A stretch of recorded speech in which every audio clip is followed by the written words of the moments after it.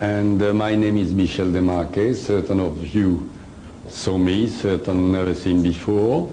And I have to thank you very, very much to be interested on what's happened to me in June 1987. And I'm sure you're all here because you want to know more about it. I know a lot of you read the book. You are dying to ask questions. We will do the question at the end of the lecture. Don't worry, you can ask plenty of questions. Now, for those who haven't read the book at all, how many of you didn't read the book? Yeah, good, few. Okay, so I have to start from the beginning, which was during the night. I was sleeping very quietly in my little hobby farm over there in North Queensland, when suddenly I wake and I was thinking it was the morning, you know, ready to go, fresh, like you had a good night's sleep. Then I went to the kitchen, and in the kitchen I was surprised to see it was 12:30. I dressed up. At that moment, I have to explain to you, because people don't understand really, maybe in a book. At that moment, I became like a zombie in my own house, like if I was telepatized by something, hypnotized. Then I wrote a note to my wife, darling, I will be away for 10 days. Oh, why did I do that? It was like two Michel, one watching the other, doing that. I put the note under the telephone. I turned around, I went under the veranda, went down there, and down the stairs, and same time I call it backyard. It's not backyard, it's sort of bushy stuff behind the house because I live next to the rainforest. And I continued to walk. When suddenly under my feet, the ground became bluish, reddish, everything distorted. At the light of the star, I could see the house distorted. The philodendron, which is, somebody knows, is a beautiful plant, on a tree next to me, start to distort it. And I said, oh, sort of waking up. What am I doing here? I'm sick, I want to go home. And at that precise moment, I've been lifted from the ground and passed on another dimension. At that part of the book, the translator said to me, oh, because the book being written in French originally, and my English is not good enough to write directly in English, unfortunately. And translator said, Michel, you should change that part of the book, because suddenly you are in your garden, after that you are sitting on a rock somewhere else. I said, I'm very, very sorry, I prefer to explain that later, but I can't change anything in that book, except the postscript, which is really what I think about it. But the rest have been forbidden to me to change one word of it. So I can't change that part, even if I don't like that part myself. So what's happened when suddenly I appear, as I say, in front of a huge human being, 10 feet high, who look at me with a smile, a transparent helmet, and say, oh, everything will be all right, Michel, in French, which is my own language. I said, you must be joking, I'm dreaming, because we are in Australia, first of all, why do you speak to French to me? And she said, I say, we speak English here, and she says, so do I in English. So I said, that's it, it's a dream, I'm going to fall upon a carpet, I'm dreaming, I'm in my bed. And she said, no, no, no, no, you are not dreaming, we don't want you to think you are dreaming at all, we came to pick you up physically and to make you doing a trip which nobody ever done, at least on this century, on this planet. You have to remember, all of you, that sentence, because later in a lecture we are going to use it. It's very interesting. If I don't use it, because I can forget, there's so many things to say. At the question time, you remind me about that sentence. Now, what's happened? I was in a different universe. I saw people passing a bit further in last century costume. And I say, who are those people? And she said, we are in a parallel universe to Earth. Here the time stopped. Those people are there for hundreds of years. If you stay here 200 years, you can go out, example, and look exactly the same age 200 years later. I didn't understand correctly at that time, but I explained that, of course, in a book very, very well. The parallel universe is a sort of curse all around the planet. Now I'm going to explain to you something. The planet Earth. Everybody heard, I hope, about the Bermuda Triangle. And simply, around the planet, you have a parallel universe turning around. And that parallel universe, if you remember the Bermuda Triangle, by the way, is a place where people say plane disappear, ship disappear, people disappear, object disappear, birds disappear. So many people say, oh yes, yes, it is the UFO. It is what they call a flying saucer, picking people and kidnapping them. It is not. It could, because it is UFO, which are different of my aliens, but it is not that. Some other people say, oh yes, it is the pyramid of Atlantis which trapped people. It's also false. It is simply the parallel universe is flipping like a sheet of nylon in a wind and same time touching our universe more often on the place of that Bermuda Triangle, that place in Atlantic. It is a very well-known place. So each time if the parallel universe touches that place, it's at the same moment a ship, a plane, a human being passed, disappear and trapped in a parallel universe. The parallel universe is a different dimension of our dimension. So when you go there, also you are trapped, as I say already a few times. And as I talked to Tao, it's a curse, difficult. Some people came out of it by accident also as they went on, and they are fortunate. Some became amnesia, they don't remember what's happened. Others came also out and they don't want to talk about it because they say, if I dare to talk about what's happened to me, everybody is going to think I'm a cuckoo. And some people even take me for a cuckoo. Do I look like a cuckoo? You can't tell it by looks. Very good. Like the cover of the book. Okay. Now, at that moment, Tao told me that, and she said, we are going to take you for a trip, as I said before. And I said, you must be joking. What for? And she said, you are going to witness what we are going to show you with your physical body and report it in a book. I say, you must be joking because I'm a gardener. I'm not a writer. Why don't you take a writer or a journalist? You had good writers, she says. That's a good question because Plato was a good one, but he's dead long time ago. Victor Hugo was a good one too, but he's dead also. And the journalists are making too much of sensationalism. We need you to report word for word what you are going to witness and to put the information in a book, and we'll help you to do that. She didn't tell me at that moment why they choose me, but we'll talk about that later. By the way, before to go further, I forgot to tell you something very important. You are all here in that room, that lecture. We are going to talk about astral body, astral travel, space travel, stars, Big Bang, and so on and so on. Thousands of books have been written on that. I am sorry, but all those books are theory, which is very good, like the theory also of Darwin's theory. You have a lot of theory, plenty theory. It's all theories.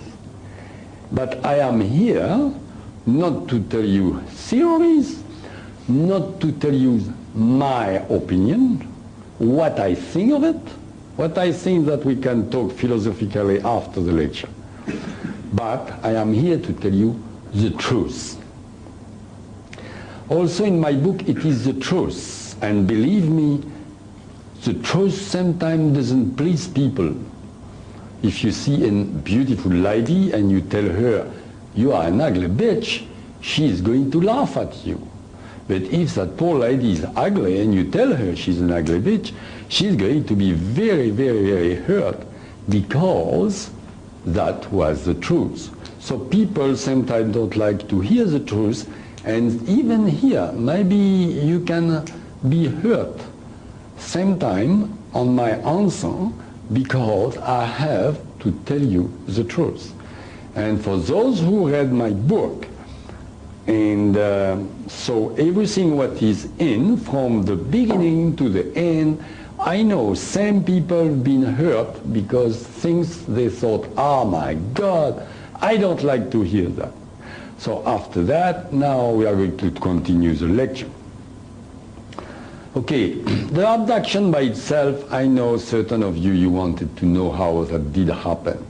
So for me, of course, it's very, very boring because I've done that about 4,000 times. But certain of you, you like that part.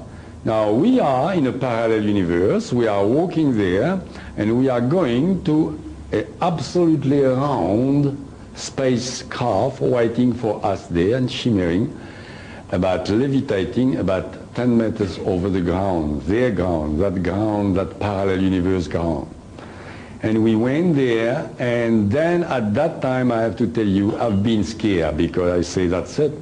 It's no more a dream, because I pinch myself, say, oh, I'm not dreaming. She laughed at me. She said, yeah, you're not dreaming. We don't want you to think you're dreaming. So I knew I was not dreaming anymore. Even she could read my mind like an open book. When I was thinking I was not going to see my family again, she just turned and said, no, you'll see your family very soon, Michel.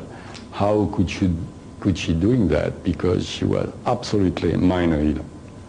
When I say she, it is because Tao, that extraterrestrial, looks exactly like a beautiful woman. But of course huge. They can't even fit about the side of the inside of that stuff here. And very, very smiley, yeah, 10 feet high, 10 feet high. It's a reason for that. It is because on their planet, you didn't read the book, eh? Not yet. I can pick everybody who didn't read the book. On their planet, the gravity is not like here, okay? Over there I was 45 kilo instead of 70. So everything there is gigantic, okay? Like I say to her, if you read the book, why are you that size, you know, normal size, I say. She said, no, it is a normal size for us, not for you, but what? Anyway, so that person, I say she, because she looks like a woman. Now, to be easier for the lecture, her name is Tao. Got a problem already. T-H-A-O, Tao. That's her name. You can pronounce whatever you want, but I pronounce it Tao. And she was my mentor from the beginning to the 9th day to the end of the 9th day. And you are going to ask me that later, so I tell you now. And she contacted me 2 more times, but only in astral and telepathically, since that's happened. Okay. Now we are board on that spacecraft, which was no porthole, no hole, no LiDAR, no little green man, I'm sorry for the science fiction people, but no LiDAR, and we levitate. She had this sort of apparatus, and she said, never touch me for a few seconds. She was very serious about it. I didn't understand why. It was maybe dangerous. And we simply levitate, and when I really thought I was going to bump in a spacecraft, a sort of piston went inside, and we land on a platform inside the spacecraft. And then I had a big problem with my eyes because the colors inside were very, very strong, and I had to wear a mask, and she was telling me they were destroying my dangerous bacteria inside me, who was dangerous for them.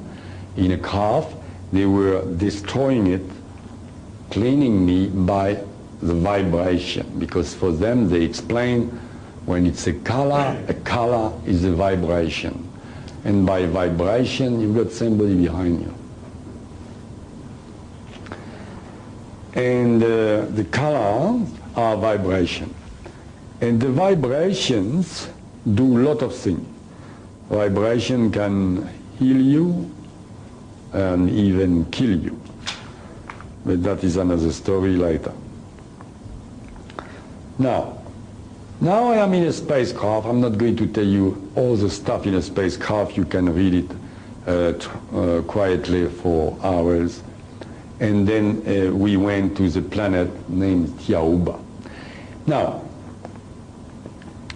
I'm sure about everybody in that room say there's something wrong because we don't understand.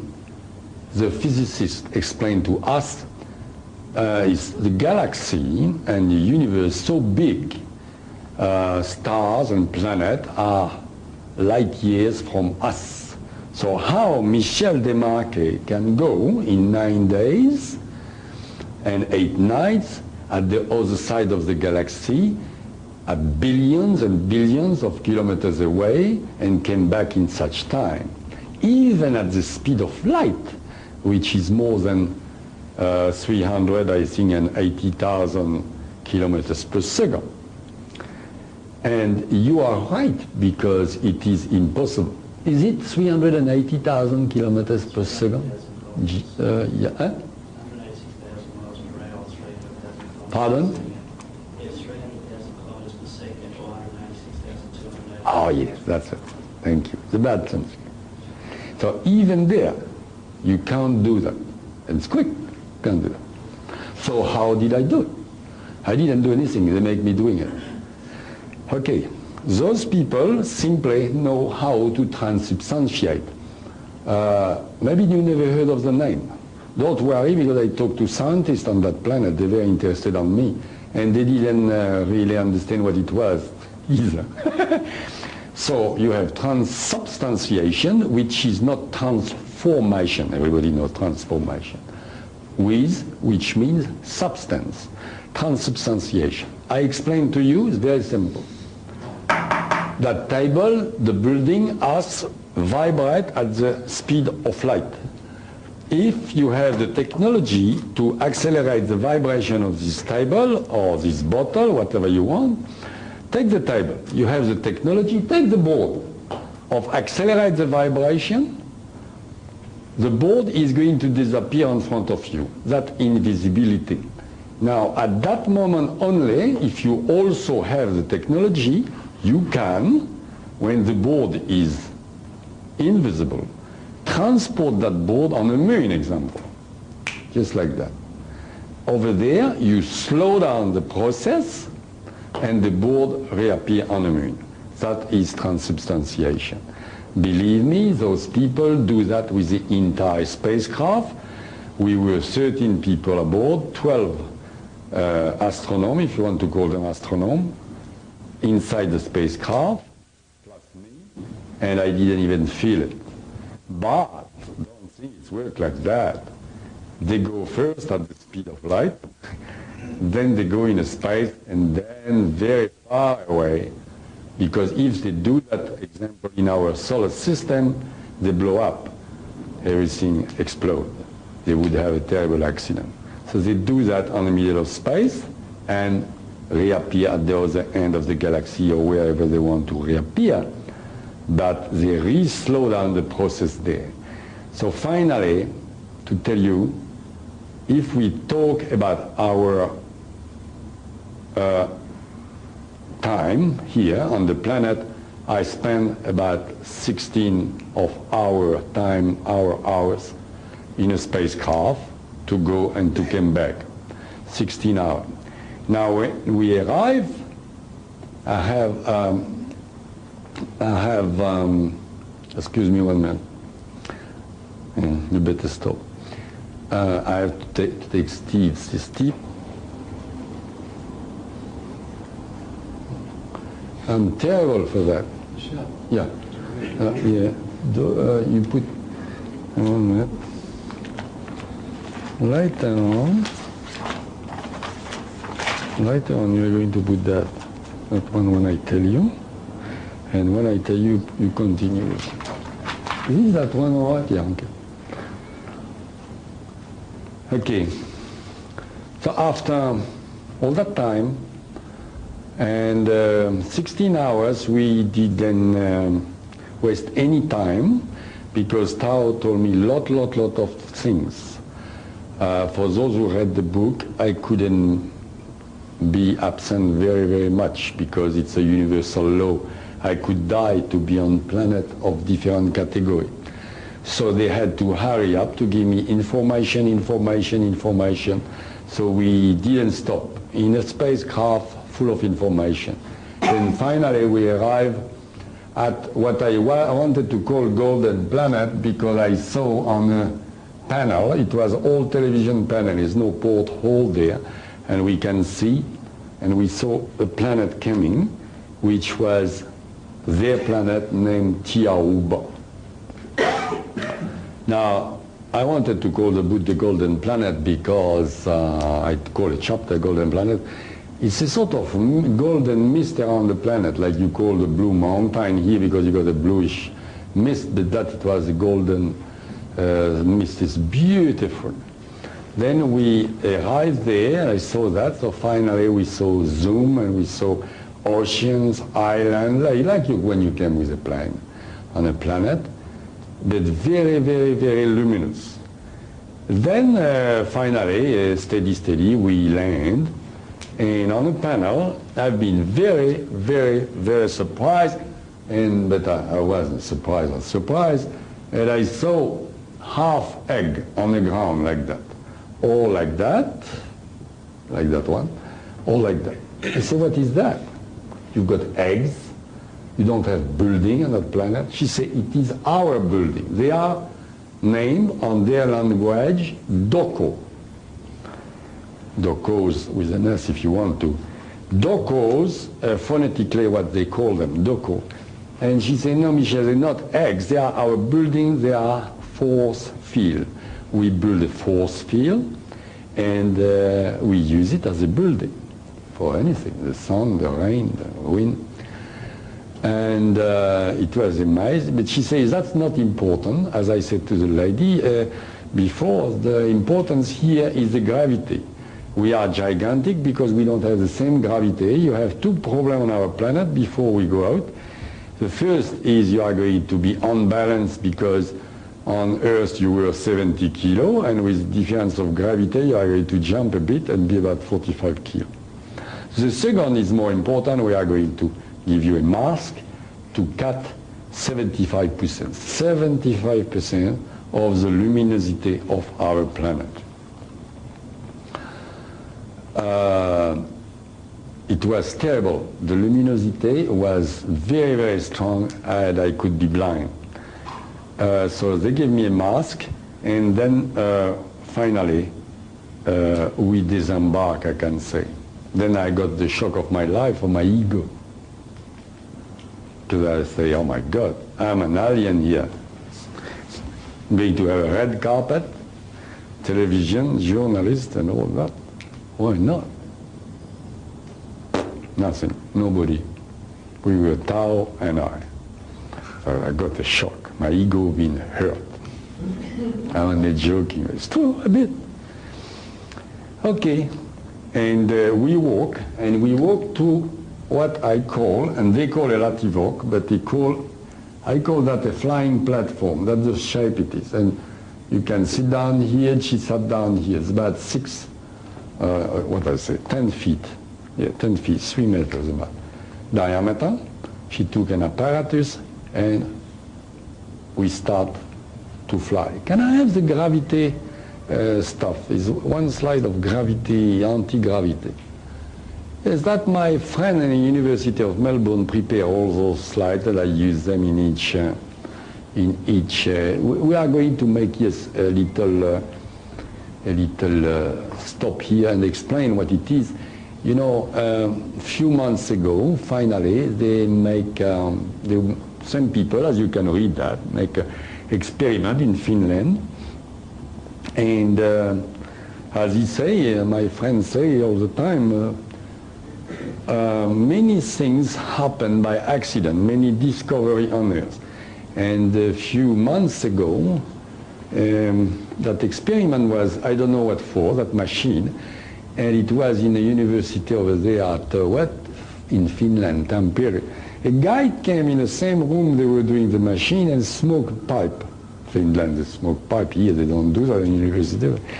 Smoke a pipe, and everybody there was amazed because, and the smoke of the pipe went on the top of the machine, on the ceiling. Very fast. You can tell me the smoke go like that, but not fast like that. That's funny. So the guy, you know what's funny? Huh? Everybody says something bizarre here. So they went on the floor, on the top of that, over the machine, and they've done the same thing, and the smoke went up for many floors, and the building. Imagine that. So they suddenly look at the machine, and as you can read, that machine was making anti-gravity. It's a beginning of the discovery. Anti-gravitation. Anti-gravitation, by the way, my friend went to San Francisco, Tom Schalko, who put something on the back of that book. He's a lecturer at University of Melbourne. He went there and he told to a physicist in San Francisco in the middle of the traffic, he regret to do that, he was scared. He told him what I told him, which to have an anti-gravity and no weight on this planet, you have the alpha ray making us weight like that. The alpha ray, if you send alpha ray against alpha ray, then you are weightless. And when he said that to that guy who is searching for 15 years about that, that scientist on the traffic almost got an accident. He said, what? And that was because I told Tom. So we are very hoping that guy maybe is going to make really the anti-gravity on this planet and make it work, because it's very, very interesting. I board on that platform, and you imagine when you heard, immediately it reminded me when I was there, you know, when you kid, you heard about the magic carpet flying. It's exactly that. It's exactly that. Which is sometimes coming from legend, because those extraterrestrials were coming here 10,000 years ago, whatever. So it's exactly like if you imagine flying carpet. You go there, it's almost no noise, and the platform went up, and Tao could move it, and we went 500 meters away, just like that, sliding, and we went in the first doko. The first doko was on a landing place, if you like. They'll call it for not airport, because it's not an airport, but air base for their spacecraft. And I had a second surprise of my life, or I can say maybe the 10th already. But when we went there, we went straight inside the first big doko. Remember the doko? Inside it was, of course, the base of those people commanding the airfield. And we went inside. So the doko from outside is a whitish color, whitish, like an egg. Then the surprise was we passed through, you can feel something, it's no door. You pass through the force field. You just feel something, like a pressure, and it's finished. Then the big surprise is, when you feel that, you look around you, is no more doko. You are outside. Imagine all that building disappear. You see everything outside. It's a very simple explanation. You can't see inside, but when you are inside, they made it like that. You can see outside. It's incredible. Incredible because on the top of the doko, you can see they have a lot of big, beautiful birds, and suddenly you can see the feet of the bird, which is on the top of the doko, and you think the bird is is just like that in the sky, you know. And the bird is resting on a doko. If the bird is too big, a very big bird, pass through, scare, and he start to fly because he can pass through. Okay, now we're not going to go too much on that because we have a lot more important than that. That's only materialistic, and we are here mainly for the spirituality. We went after that to my doko, which was in an island on the middle of the ocean. They have a planet with one sun. It's a bit like us, and it's not, if you like. First of all, the colors are, you can call monochromatic. Instead, we have colors like we have, everything is mixed up, the monochromatic, and everything seems to be lightened inside, like you see a leaf of a tree and you think the light is inside the leaf of the tree. It's very difficult to explain, as I say, the book's very difficult, but it is absolutely magic and beautiful. The only problem I had was the luminosity. For our eyes, earthly people, the luminosity is too strong, and as I explained, I fainted for the first time in my life. I fainted because of the beauty of the color and luminosity one time. But I'm being much too fast. I want you to understand what I'm talking about. Now, first of all, we took, after that, we took the platform and we went to my doko. That's just what I tell you. But I have to tell you something. I've been surprised because I start to meet people there, a few people at the airspace, and everybody, first of all, looks like very happy, but everybody looks the same age, about 22, 23 is a good age.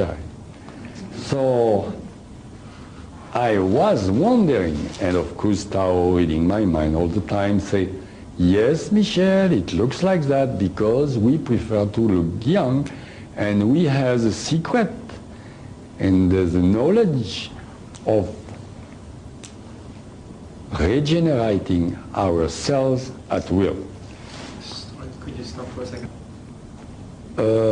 We flew, as I tell you, we passed over the sea with always that flying platform. I saw beautiful birds, we passed through the forest and finally the ocean, and we went to what we call, she call, I call, my doko. It was a doko that's like that. By the way, everybody saw that doko we show at the beginning. Everybody understands that photograph have been, can you show the doko again? That photographs have been taken by NASA on the hidden face of the moon.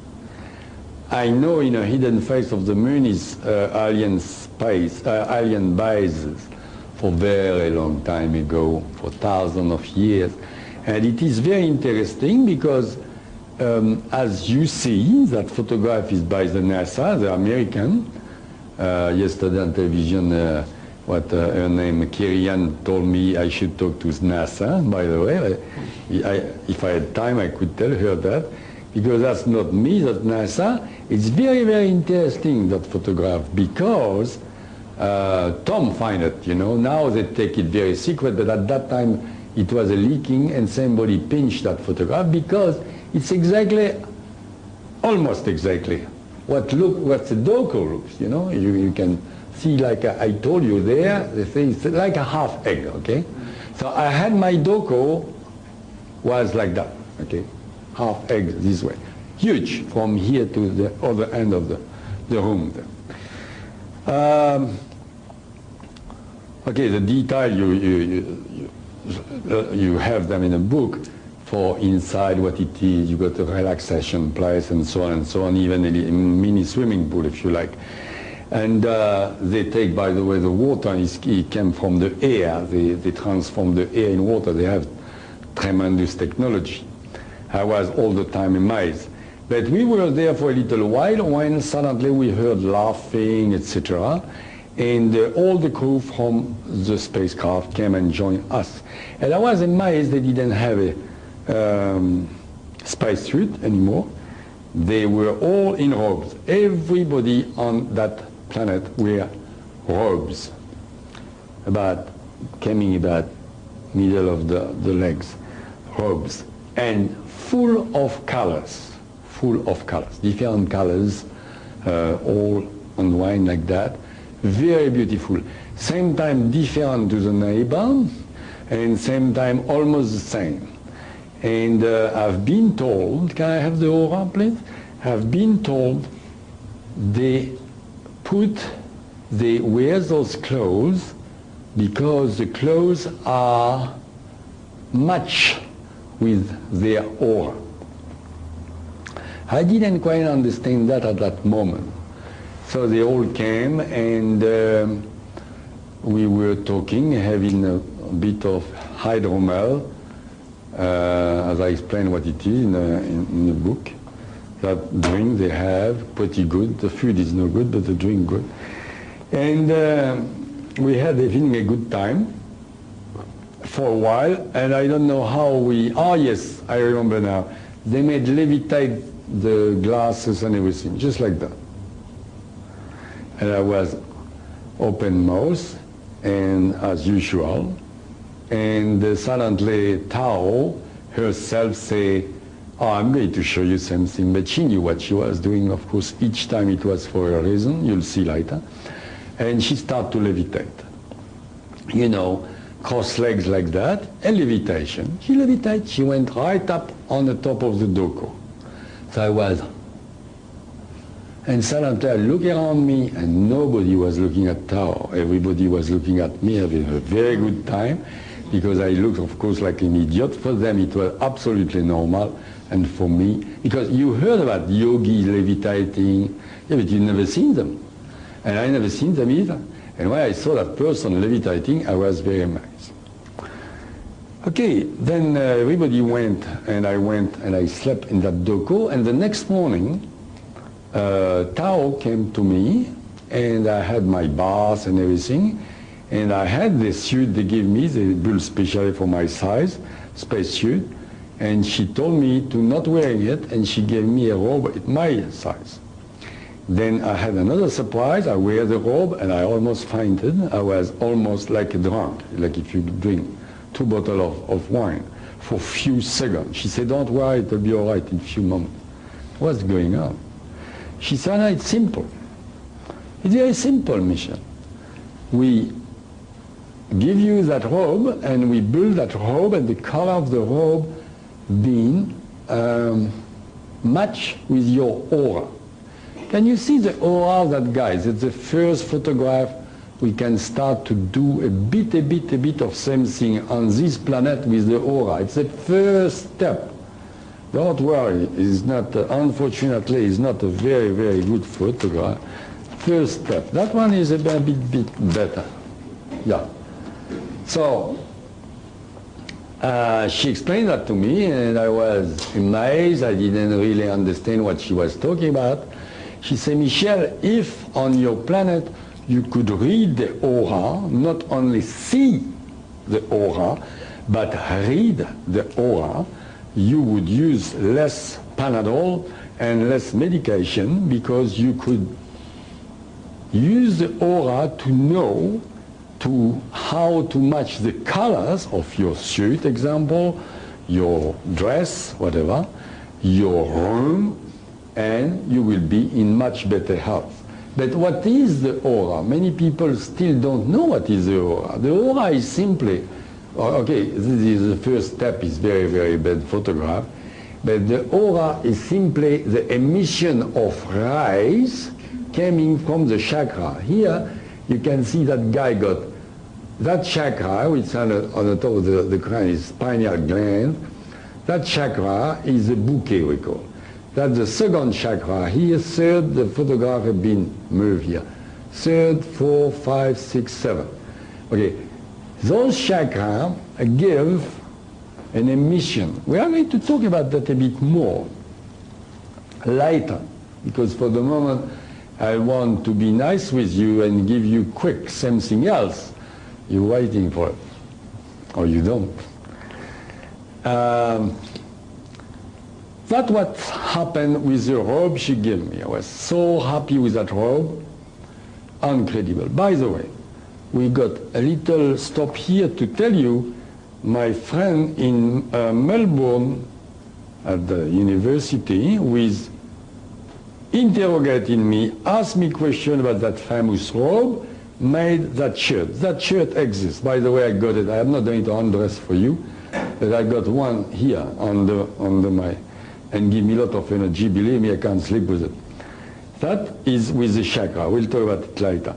He's done that, and of course made a photo montage and put that new cover. But this shirt is a sort of things working on this planet now with the chakra and the color. It's 14 different monochromatic color. But he's a scientist. He's done it in Melbourne. Now, that's why that shirt is very brilliant here. But that's the work with the aura. Now, aura. Remember, I am in my doko. I wear my robe. I don't want to confuse you. I wear my robe. I'm so happy. She laughed again. Oh my God, she said, etc. And she tell me about the Panadol and all that stuff. And she said, now we have to hurry up because they're waiting for us. I said, who is waiting for us? I didn't dare to ask. And here we go. We embark on that platform, flying platform, and we went to the ocean again, and very, very fast. That platform can make a force field around it. You can't even feel the breeze. And we went to what she called the city of the 9 doko, which is dokos like that, very big doko, this form, and we went there. Then we walk, and finally we stop on the front of a big doko. And then Tao, who is always very happy, very easygoing, was suddenly very serious. And I say, oh my God, why she changed like that, you know? It's very, very bizarre because she doesn't laugh anymore, she doesn't joke. And she said, Michel, I'm going to, she's sort of stopping, just like that on the front of the doku. And she says, no door at the doku, but you have a light where you can cross. Like that you don't bump on something behind because you can't see. So that's what it is. And she stopped there and she sort of concentrate. She said, you are going to close your eyes for the luminosity. I'm going to take your mask off and we are going to come in. I was very intrigued and I've done what she said. She took my mask off and I felt she lead me by the shoulders. Of course, she's like that, so she take my shoulder like a kid. And we walk, my eyes closed. I could feel the force field of the doko and I knew we were in, but I was very, very intrigued, see what's going on here. And we walk, and finally she said, you can open your eyes now. I opened my eyes, and you have to remember that. And I saw what I thought it was, 7 statues in front of me in a sort of semicircle on the front of the doko. Everybody can hear me there? It's okay? Thank you. You have to tell me because with my accent and everything, and if you want to come on the front, it's okay. And it's hard to hear and to see better over this side, but hear better over that side. yeah, you want to come here? Well, I see the screen better here. Oh yeah, I can't go there because I want to show you a lot of things. But if you want to come here, it's good because it's more work here than there. There it's almost finished.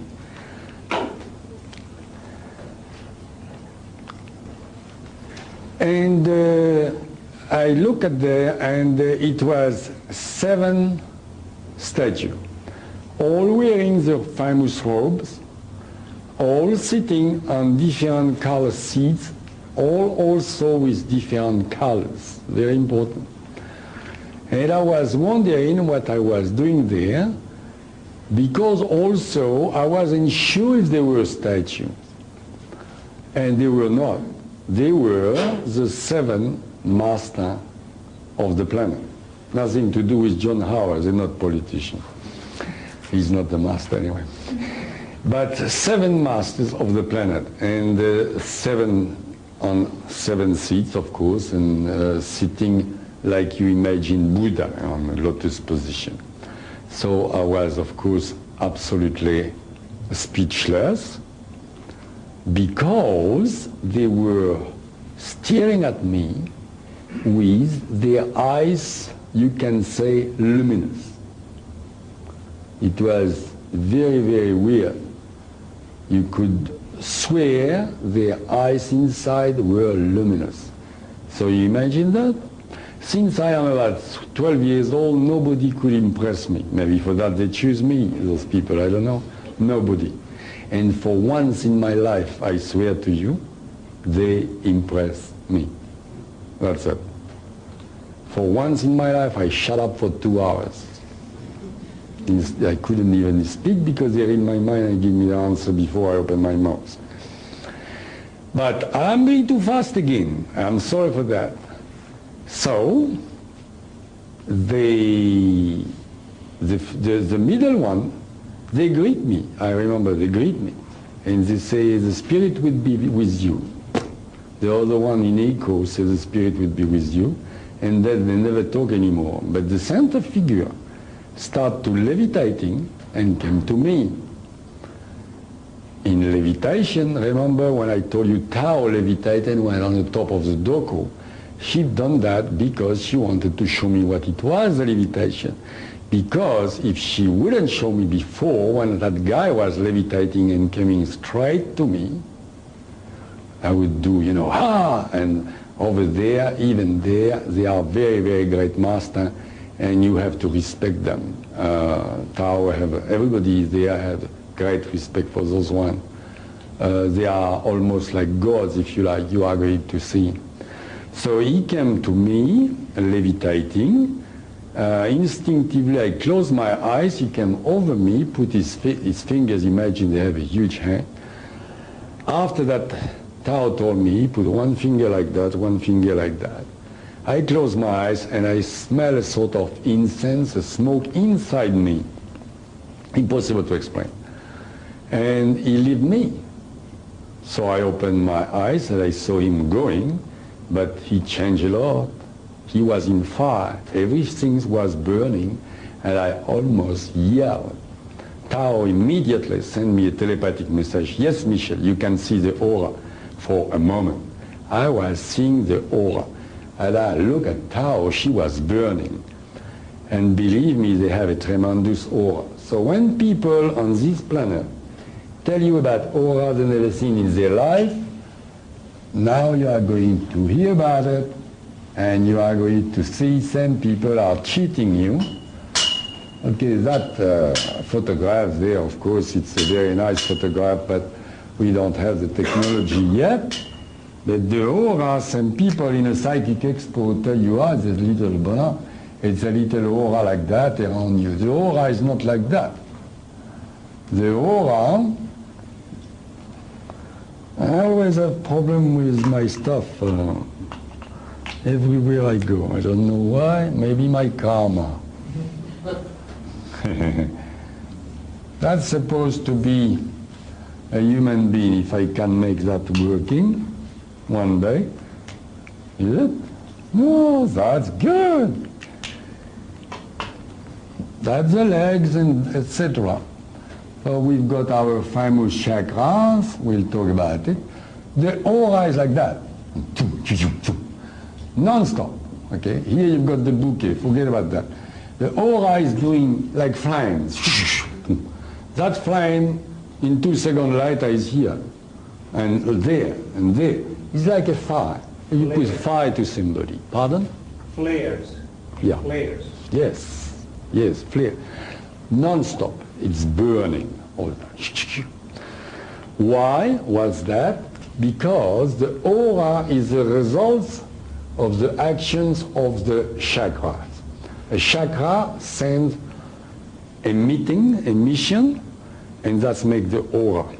So that if you know how to see the aura and you know how to read the aura, then you can go to the source, which is the chakra, I'm sorry, and the chakra act on your glands. We'll talk about it later. For the moment, I was absolutely amazed, very difficult for me, because, oh my God, I didn't know what to think.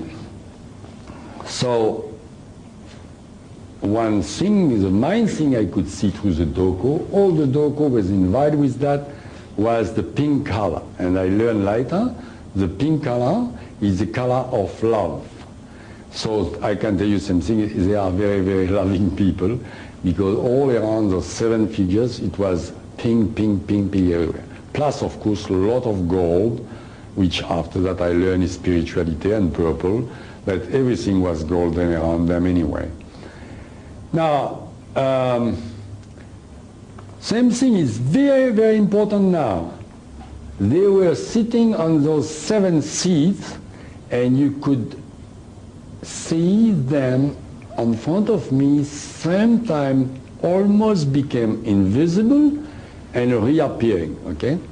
And it has been told later to me, they had a very big problem. Those masters are so high spiritually, they don't live on physical. They had big problem all the time to keep their physical body around their astral body. I hope you know what I'm talking about. But if you don't, you are going to know in a few minutes anyway. So they were trying to keep their physical body around their astral body inside. So same time they were disappearing. After a little while, the center figure started to talk to me, because also I forgot to tell you another thing.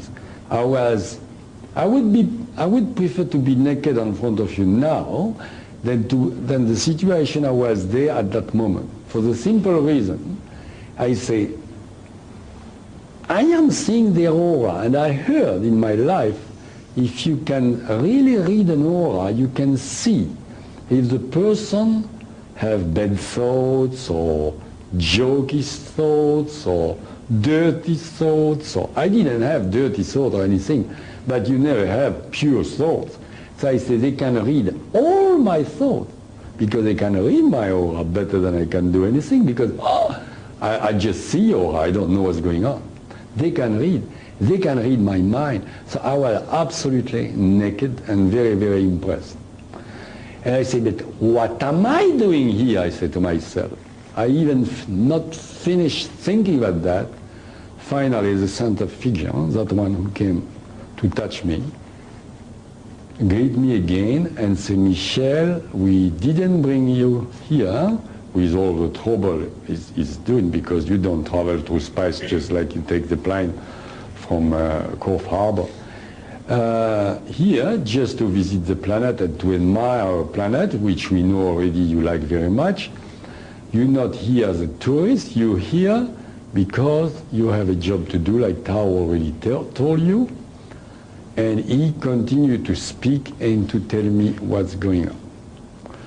So, first of all, they are watching us, those people, for hundreds of thousands of years. Time to time, they give us a little push, a little help.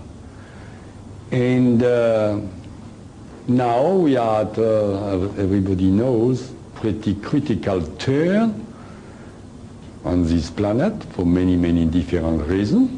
Not only because we rubbish it physically, but also they are appalled, totally appalled, the way we act more materialistically all the time and not at all spiritually. Which doesn't mean you have to meditate all the day and go in the Himalayas, not like that.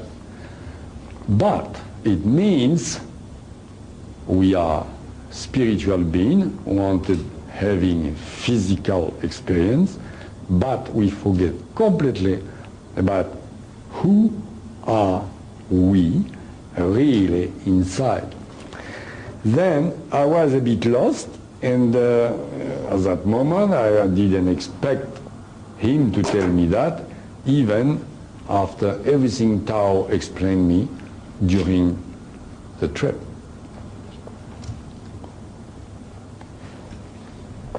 I'm sorry.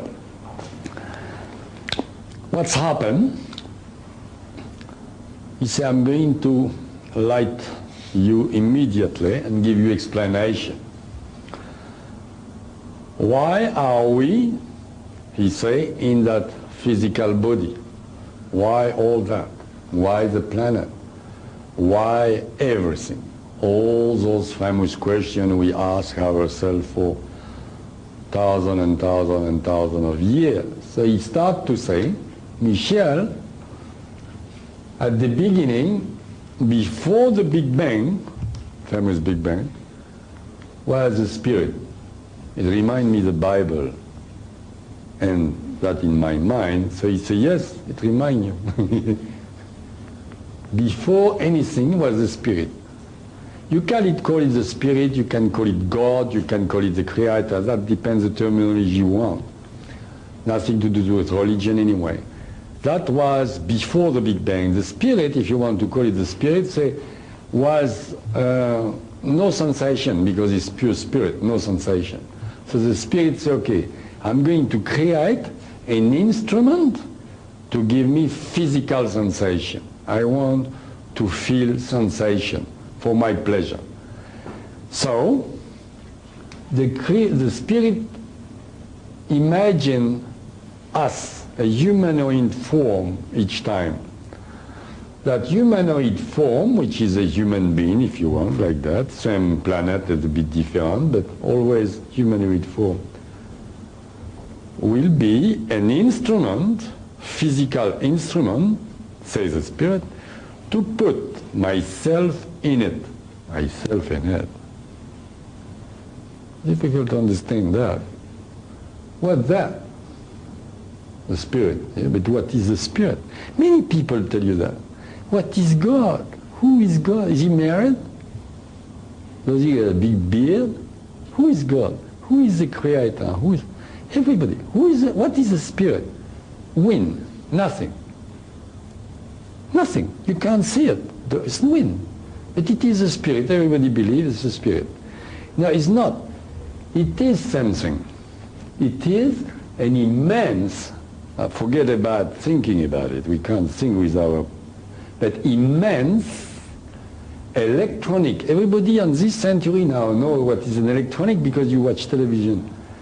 Electronic mass on the center of the universe, but that electronic mass, full of electrons, yeah, billion, is the spirit. And the spirit say, I will put few of my electrons in that instrument, and those electrons will send me a part of myself, if you like, which is very good, because if you remember the Bible, God created us at his image. And of course we mixed up everything. We say, oh, his image, so God, he got a big beard. Of course, for the primitive people, you couldn't tell them, oh yes, it's electronics, that's what he's talking about. So you need a picture and you make God with a big beard. This is nice, nothing wrong with that. But here we are very, very serious about that business.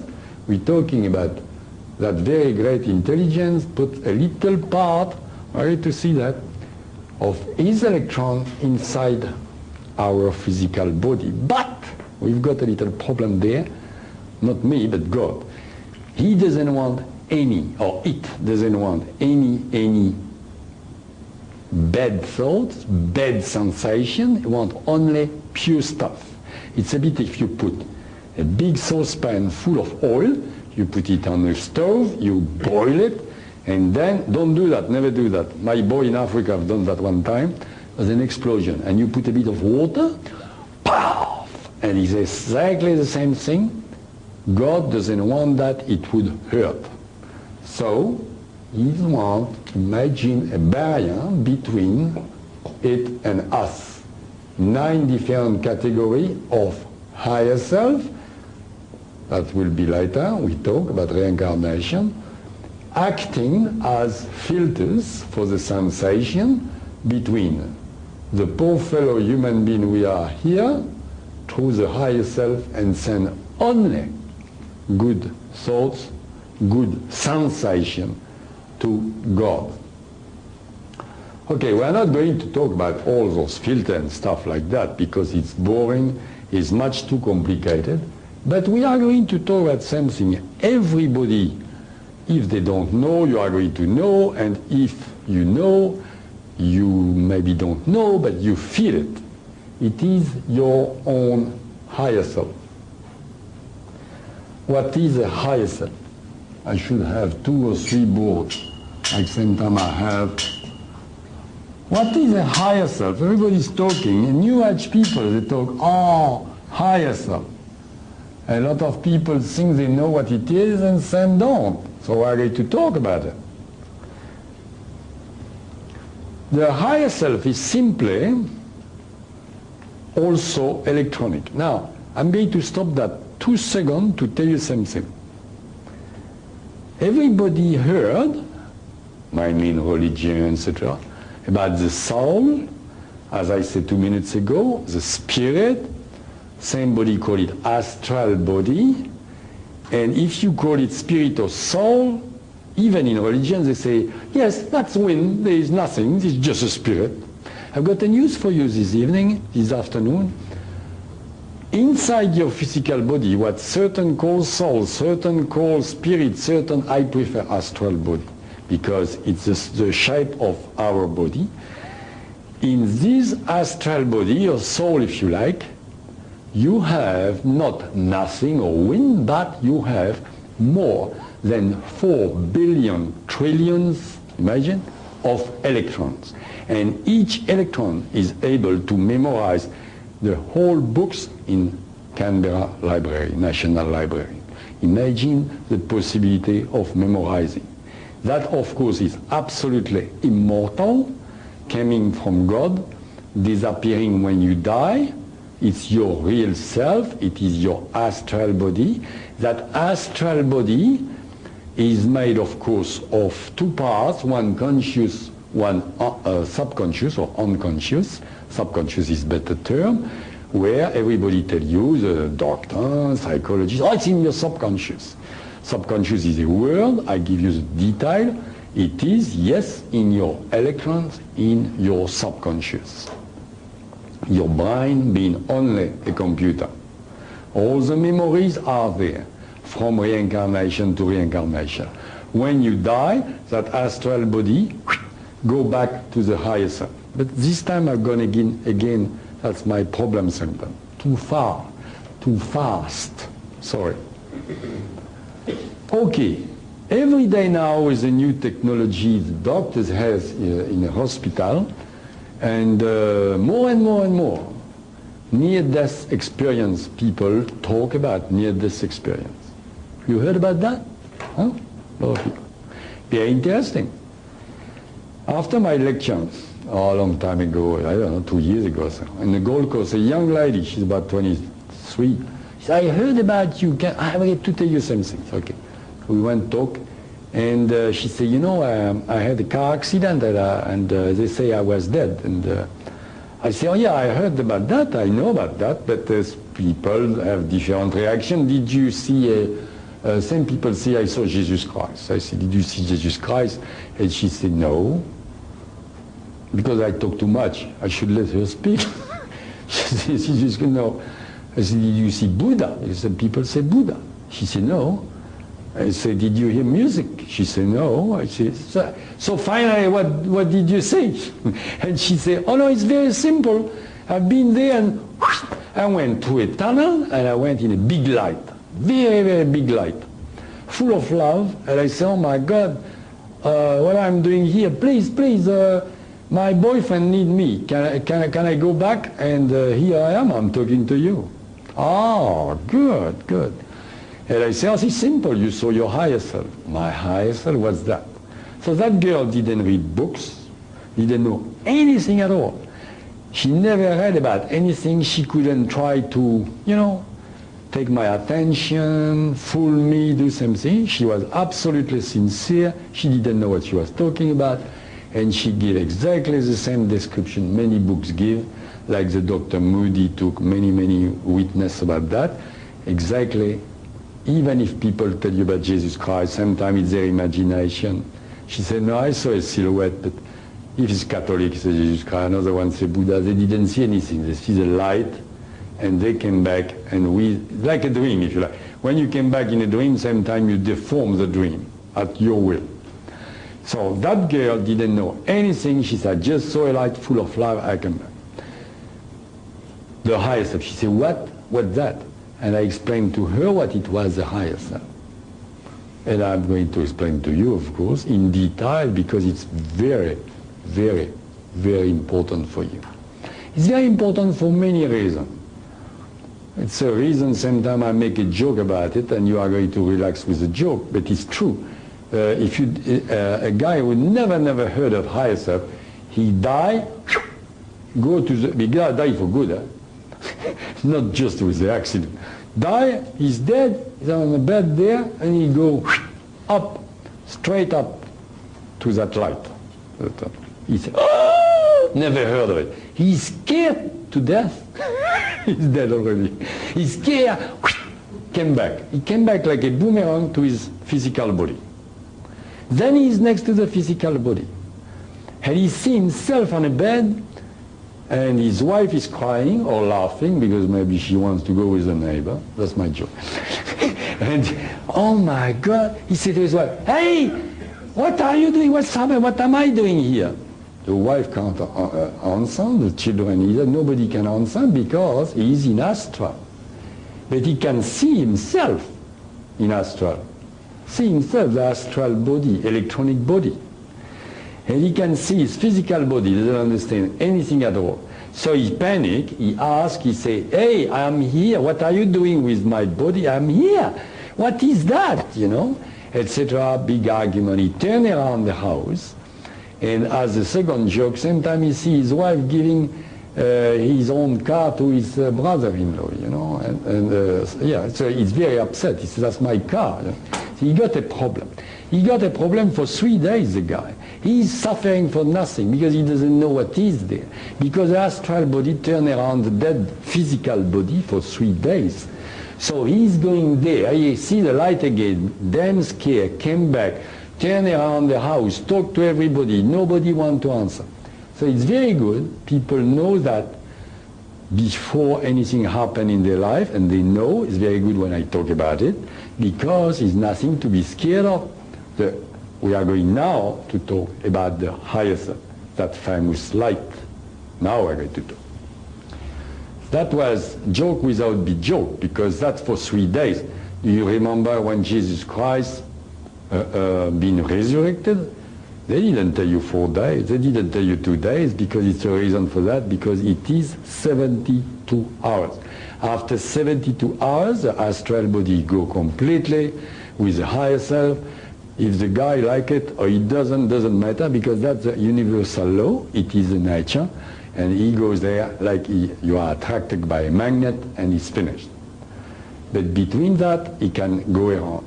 Now, all that is explained in the book. But I wanted to tell you that. Now, I'm going to ask you a question before. Later, you are going to ask me a question, and now I'm going to ask you a question.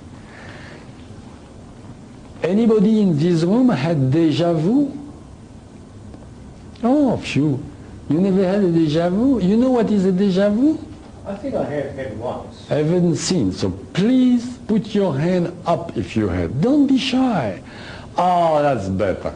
Okay. Thank you very much. So, what is a déjà vu? Many people tell you, oh yes, I believe in reincarnation. It's my former life. Yeah, I saw that and that. No, I'm sorry, it's not true. Okay. Don't worry about the déjà vu. We're going to talk about it again. Explanation of the déjà vu. The higher self is an electronic mass also, of course, coming from the top. But the higher self is simply, okay, in religion they call that a guardian angel, okay? But it's not quite like that. On the category of planet we are here, a higher self got 9 times 4 billion trillions of electrons. You know those billion trillions of electrons which make an astral body? have 9 times that, plus a nucleus of 9 times 4 billion trillions of electrons for its own energy. Which means that's the real higher self here, then 9 times those 9 astral body to distribute in one physical body here, one in New York, example, one in Tokyo, one on planet Mars, no, that was a joke, one on the moon, good. So you had one there, or 2 in Sydney, 1 in Melbourne, whatever. Nobody knows, except you can have, because people call that soulmate, and that's true. If really, really you have a soulmate, you can come from the same higher self. It's very difficult to know, except one we are sure of is the identical twins. The identical twins are from the same higher self. And you know, as well as I know, you don't need me to tell you that, is one identical twin is in Sydney, got an accident, physically, really, a shock happened to the other identical twins in New York or Paris. So, why? Because it acts like a walkie-talkie, boom, boom, going into the higher self and talking or giving sensation to that one in New York. That is sure. That was the higher self. So the higher self distributes the astral body inside of 9 different physical bodies on the planet, which now we are all here, and but all of us have 8 different brother and sister, if you like to call it like that, but astral speaking, 8 different other people on the planet from its own higher self. Okay, anyway, later we talk about it if you didn't understand. Now, how does it work? How do you came here? How do you, yes, I'm baby, yeah, baby, yeah, but how does it work? How? Because the baby, the physical body, all that, forget about it. That's all nothing. That's physical. What is important on all the stuff is the astral part, all those electrons, which is us. I hope now you start to understand what we're talking about, because we are that astral coming from there, those famous little electrons to send sensation, little electrons, 4 billion trillions each of us. But for here is nothing, it's a drop. We are that part of God, if you like, that is inside us. I am my astral body. I shouldn't, it's difficult, we don't have the terminology for that. I shouldn't say my astral body, I should say me. Example, I don't know your name, so I have to take about me. Me, Michel Jean-Paul Desmarquet, doesn't exist, by the way. No, I don't exist like that. Me, astral body, talking to you is nothing like Michel Jean-Paul Desmarquet. I baptize Michel Jean-Paul Desmarquet, that physical body. But I am, of course you are, an entity going from reincarnation to reincarnation. And in this life, I call it Michel Desmarquet, maybe the last life was Napoleon. You know what I mean? He's nothing like Napoleon, he's nothing like Michel Desmarquet, he's nothing like Paul, Peter, or whatever. But it is that entity choosing a physical body exactly like you choose your car in a street. That is a very good comparison. You choose a car, you jump in a car, you drive the car. And when it's finished, the car is completely rotten, you go out of the car, you let rot the car to the wrecker, and that is your body going to the cemetery. You don't make a lot of fuss of that, do you? So we make a lot of fuss because we say, oh, my friend died. The friend didn't die at all, he's just there. Anyway, I'm going too fast again. I hope you follow me. But that is the astral body. And that astral body, me, example, I use my physical body for the moment because I lost already being in that vehicle, that car.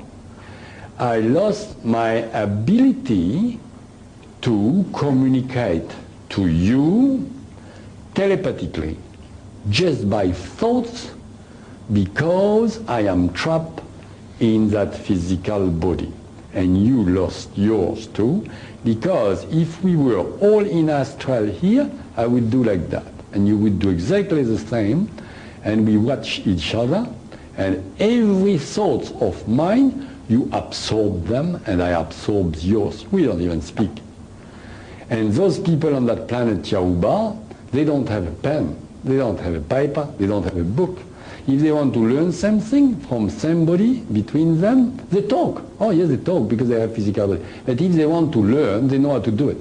They just go like that, and they watch each other. You can say in 10 seconds, they absorb information of 10,000 words without talking. That great things, that real stuff, because they are very, very, very evolved. They use their physical body not like us. If they want, they can die by will. They say, okay, I leave my physical body and go away and let the physical body like that. But that is a bit too complicated. I explain that in another book, because I notice more and more and more when I talk to people, they need more explanation. But for the moment, as I say, I go too fast, and I'm very, very sorry for that. I'm taken, and I want you to follow. Now, what's happened when, because the astral body is on another plane, the astral plane, same time for 1,000 years, 2,000 years, 15,000 years. And suddenly, that astral body, it's very complicated, you can't explain that, have a urge to rejoin his higher self, and then with the help of the higher self, call it the guardian angel if you like, see what they can learn in taking a new car, a new physical body. Then the higher self, listen to that now, we're going to talk about the déjà vu. The higher self help that part of itself, which is that astral body example of Michel, say, okay, I'm going to show you a scenario of a life you can have on the planet Earth. And it shows a scenario. Be careful when I say scenario, because it's just a scenario. You can change many things. It's not compulsory to do it. First of all, you have a free will. So we are going to compare, because to make you understand, you have to compare with things we know. If I put here a screen and put a video, and very, very fast I show you your next life, you want it or not? You look and you see, oh, and I will meet Michel Desmarquet. Oh, yes, that's funny. And I see that, and oh, yes, those people, yeah, I can choose them like my parents, my brother and sister, wife, blah, blah, blah. Oh, I go in a boat, and blah, blah, blah. Oh, yeah, I take it. No, I don't want it. But it's not just like that, of course. It's much more profound. You look at that, and you can see with the help of your higher self, you see, yes, I can learn something I didn't learn before, learn something to improve my knowledge, spiritually speaking. Then you can choose it or not. Sometimes it's very, very hard life, but you know you can do it to advance very, very fast and finish to ending to the source, maybe in 10,000 years or maybe in 10,000 days, nobody knows. Then you know you are going to learn something, choosing that sort of video type. You see, you see, okay. And obviously all of us here say yes. Then, okay, you choose that. It's finished.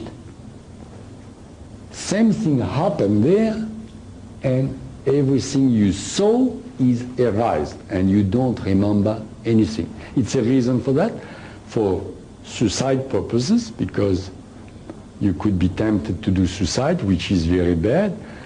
And also the main reason is if you know what's going to happen tomorrow morning, you are going to avoid it, and you're not going to listen to learn the lesson. Good. So for that it's erased. But in the nature, everything got a little accident. And same time, the movie you saw haven't been erased properly. Then for 5, 10 seconds, it happened to me for 1 minute and a half in my life. You say, oh my God, I saw that before, I saw that. And that is a déjà vu. Because a little piece of the video haven't been erased, and it is the part in this life. Believe me, I went in Atlanta, in America, in '95 to launch my book there, and I had plenty déjà vu. I was sick of it. I don't like Atlanta, and no wonder I had déjà vu, because maybe my electron, I don't know, it was something in, and I had plenty déjà vu.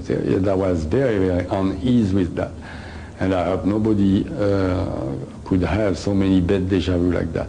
But it is, a déjà vu is not memories of a past life, is just a bit of your movie which is not erased properly. Good, you got that one. Eh? Well, that is now before to come in the womb of your mother. So you choose everything now, okay? Then, of course, you came inside the womb of your mother, and you choose your mother, you choose your father. Contrarily, as the people thought long time ago, they said, oh, we don't choose our parents. It's absolutely false. We choose our parents. That's absolutely false. Now we've got those people who was born. We talk already about the death. And later, you can ask, of course, plenty of questions, because it's so many things to talk about. But I have different things to tell you. Because that, okay, our purpose on earth, to please the Great Spirit. We are, I would say, without being rude to God, but we are a bit trapped by His fault, because He wants sensation, He created us, but it is like that. What do you want to do? It's like that. We are a part of the mechanism. We are also, you know that, a part of, because, oh, by the way, when God imagined the man, He imagined the planet, imagined everything, and suddenly one day He triggered the biggest atomic explosion that ever happened in the universe, which was the Big Bang. Okay?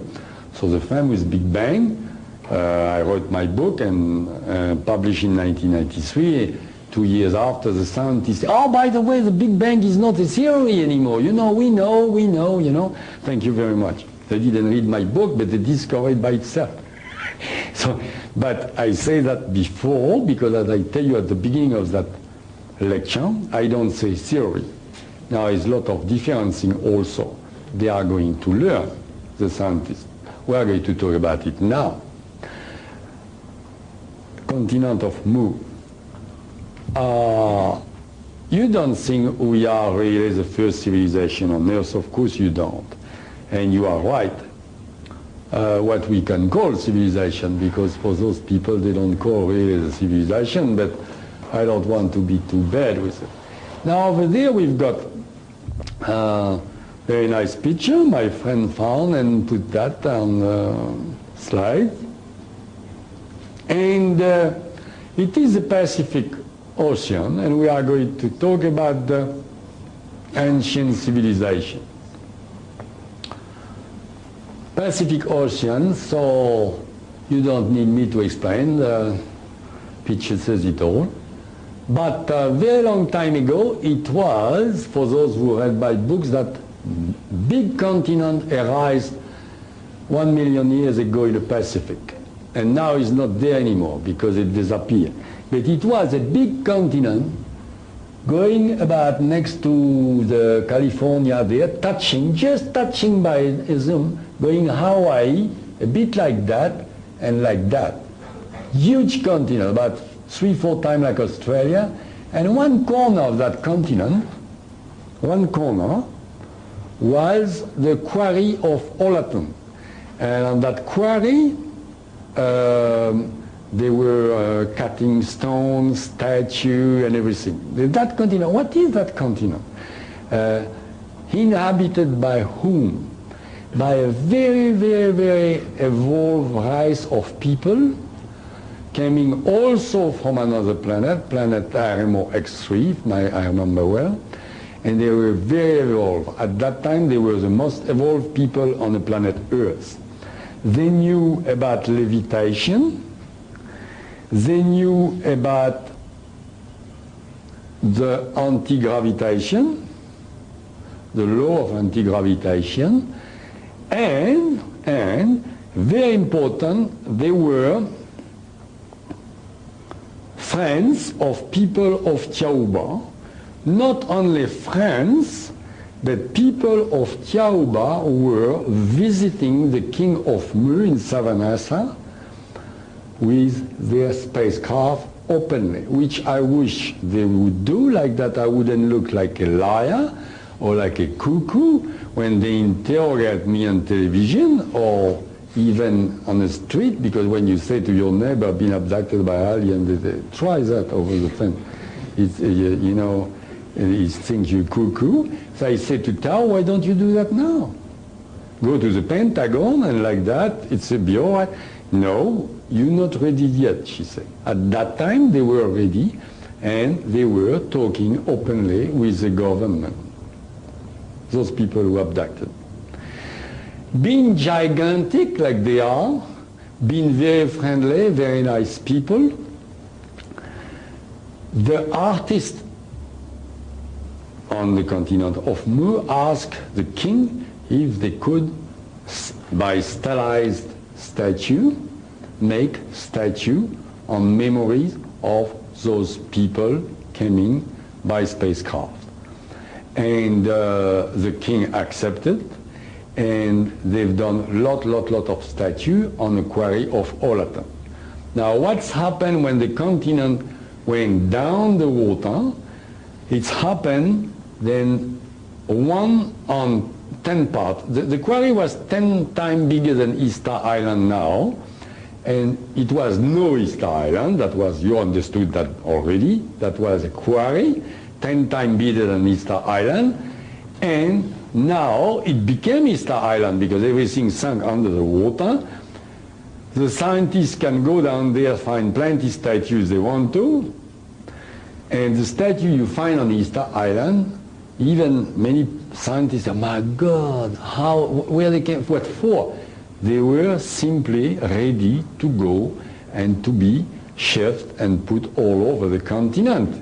I saw them in Psychosphere. We'll talk about that later. So, the statue you see now in Easter Island are the remnant of the statues they were doing and shifting. Now, how can I have Easter Island statue? Also something very interesting. If you look in an encyclopedia, you got 7 statues. Yeah, that one, that's good. Okay, by the way, it's a guy, I forgot his name, everybody heard about him. He went, he done with the Kon-Tiki, he crossed the Atlantic. Pardon? Yeah, Thor Heidel, a name like that, I think. He speaks French, by the way, the guy. And he's very nice. He wants, you know, to prove his theory, so he put about 200 people with a rope, and he moved a statue about like that, and the statue moved and went, you know.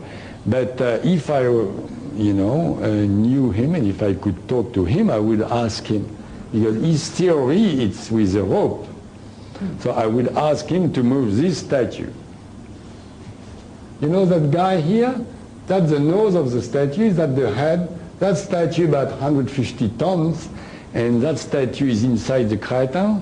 So it would be very much fun to see that statue moving. Okay, okay. So thank you for laughing. Now that is because those people didn't take rope at all. They had the secret, as we are going to see, of anti-gravitation. And they could move, as I say, everything is weightless, okay? And they can move, as we are going to see, tons and tons and tons with an apparatus like that, because it's a vibrational stuff. I don't know how to make it, nobody yet, but it is like that because as Tao moves that platform, as we flew, for those who read the book, that's anti-gravitation, complete. And the way to use it. Now, those people, yeah, it is very interesting to see also, I didn't notice that, but excuse me, Tom, the seventh one, Tom made my friend put that slide, and if you remember, I told you the seven master of the planet, and there in Easter Island you've got seven statues like that. It's very interesting, very interesting, very interesting. But that is normal. For me it's normal. It's interesting for you, but because I know what's happened, okay? Seven statues. Okay, of course it doesn't look like my people because it's stylized. Those sculptures very difficult. Stylized statue. But it looks like them because it's gigantic. Okay. Now, that's for Easter Island, but that great civilization of people, very great civilization of people, civilized about all the planet. Same went by South America and civilized through the Amazon and passed through and civilized and went to Atlantis. Atlantis went in Greece and Greece in Egypt. And the other one went by Burma, and finally India, and went to Egypt too by the east. Those people had so great civilization they could speak with other planets from the planet Earth. So some people here say, what is he talking about? He lost his marble.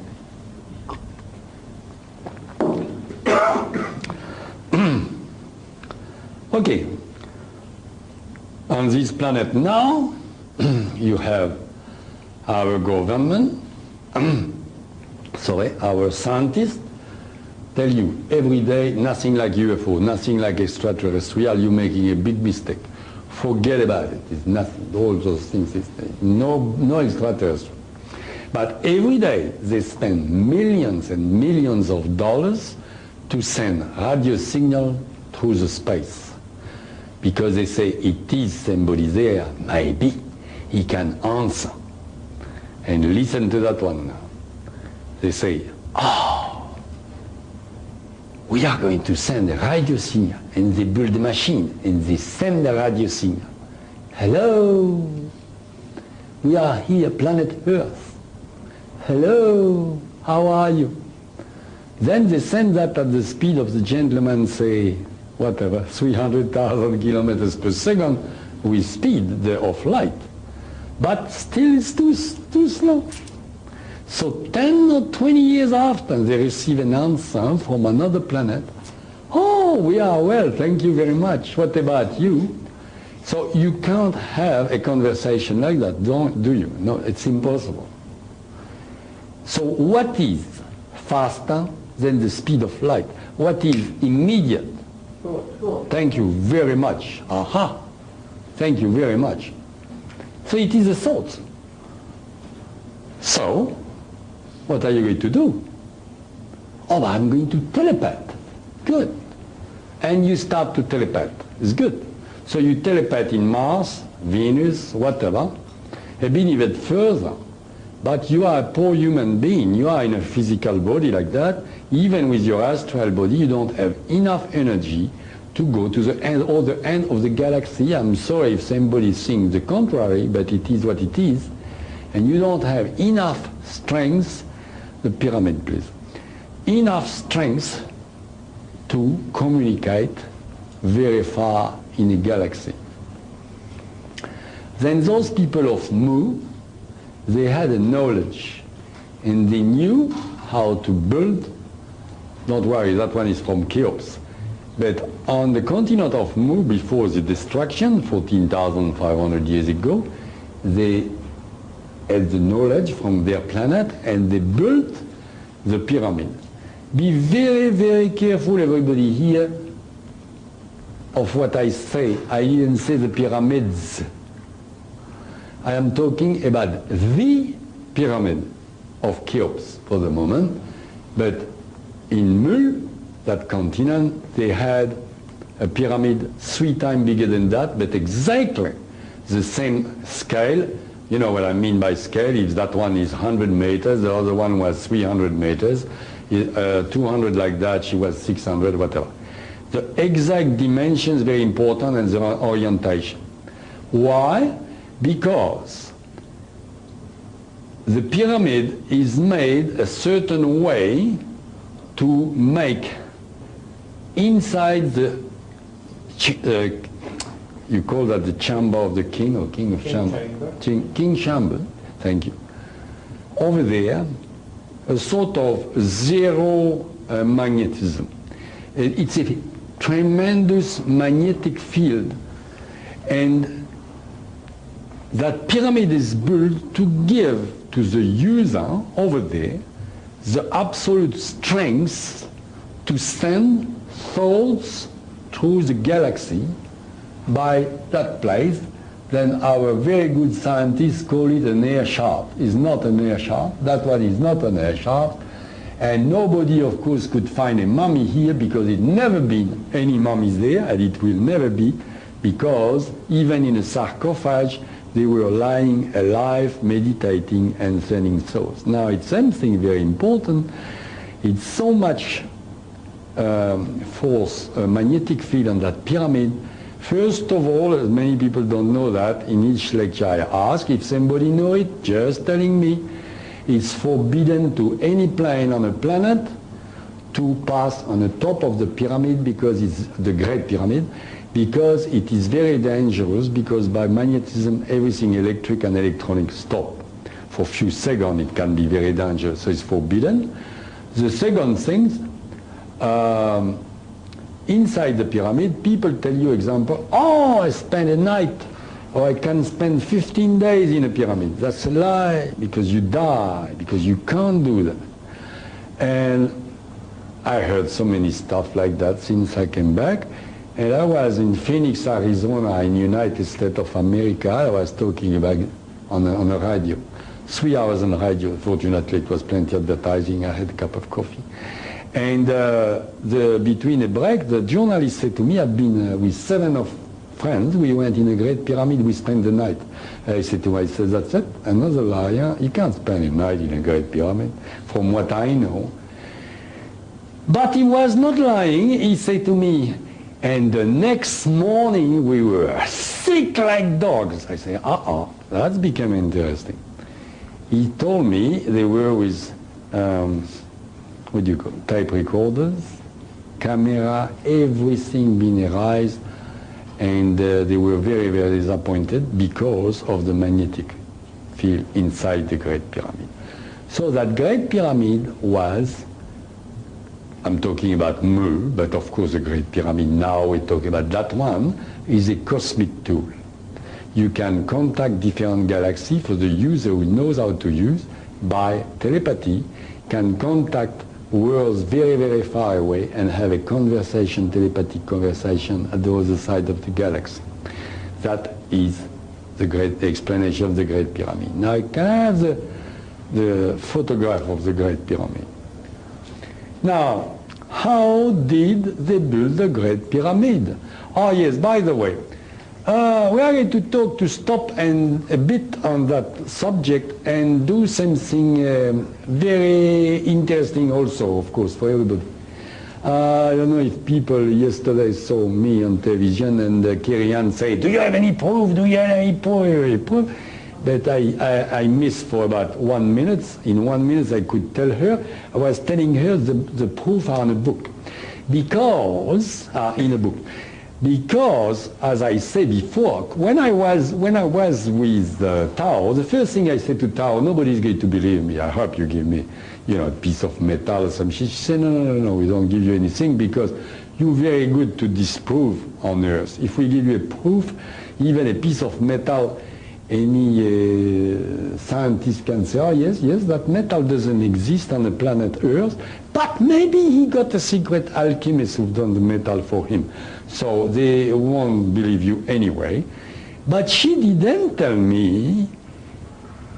I was wondering why she make me put all those information about pyramids, life on Mars. You remember the life on Mars on the first chapter? Maybe the first chapter, the second chapter. It's just few lines I explained who were the people on Mars, what they were eating, and they were life on Mars about 1,045,000 years ago. 1,345,000 years ago. And I was wondering when I write the book, why always talking about that, the Great Pyramid, and so on, and sort of secret revelation on stuff we talk and talk and talk about it on Earth all the time. And now I understand, that's what I wanted to say to Karen, I understand very well why, because every day, the proof I wanted became reality in my book. Not in a book, the proof are in a book because, example, nobody believed it, life on Mars. And now if you watch the television or whatever, our scientists say, oh, we found fossils, certainly it was life on Mars, it's maybe still life on Mars, etc., etc. So every day I laugh because as a joke I say, open my book, read it and talk. You know, because now they discover things I put in a book. I'm very happy. Now, the second thing is much more spectacular. For people like skeptic, of course, nothing wrong to be skeptic, but people like Kerian, example, to talk about here, say, okay, you sure it's more spectacular to see if it's true or not. If, like she seemed to think, I was inventing the book. I'm a landscaper architect, I'm not a scientist first, but if I was tremendous imagination, then inventing the whole book, I could say, listen, everybody, because it's been thousands of books written on the Great Pyramid, with all different theories. I could say, oh listen, all those guys, they talk about 4,000 years old, the Great Pyramid, 4,000, maybe 5,000. If I do something, I could put 5,500 years, you know, to be not like those. 6,000 years? I can't go further, it's ridiculous, it's a mistake. But it is very, very funny because you are going to read what I put in my book. In 93, can I have a photograph of the last? Yeah, go for it, it must be next. Yeah, that's it. That's what is in my book. Great Pyramid of Cheops, constructed by Thoth, not Cheops. Everybody tell you it's Cheops. Because they thought it was at the time of Cheops, yes, the Cheops used it. So now, 17,000 years ago, I'm a stupid idiot because it's impossible. Why do I jump like that? I don't jump, I don't care. I say what they told me. So now, 17,000 years ago, and if you read the last news, how do you call that? The guy who dig. Oh, thank you. The archaeologists, and they dig and they look also at the Sphinx, and you know that. They understood not long ago with the erosion and so on and so on. Oh my God, the Sphinx, it's a Great Pyramid, is maybe 12,500 years, not more, 4,000. And plus, and I laugh and I say, go 4,000 more. That's it, you be right. I am laughing, and that is proof. That is proof, because they are going to finally find out it is 17,000. I know that. So what about that? That's what very interesting. And okay, now we are going to talk about something else. They still don't believe on it, but they will soon. Still cosmic. The stone of 50 tons. Remember to move the statue and all that stuff. And that is simply what I say here, because oh, by the way, in a Great Pyramid, can I have the schema of the Great Pyramid, the drawer? Yes, that one. I'm going to tell you something. You don't know that. You see up there, I tried to get it there. That here is one stone inside. Nobody knows that. That here, that's one stone. Yeah, people know that, but I mean, you have to know it too. Here. You know that stone? The Rialto in Melbourne, that's the size of the Rialto. You want to move that with a bunch of slaves and whatever you want. 2,000 slaves, 10,000 slaves, 100,000 slaves, you can't do anything there. And that is the anti-gravitation. They have the secret of anti-gravitation and they can move. Also, you have to understand the Great Pyramid.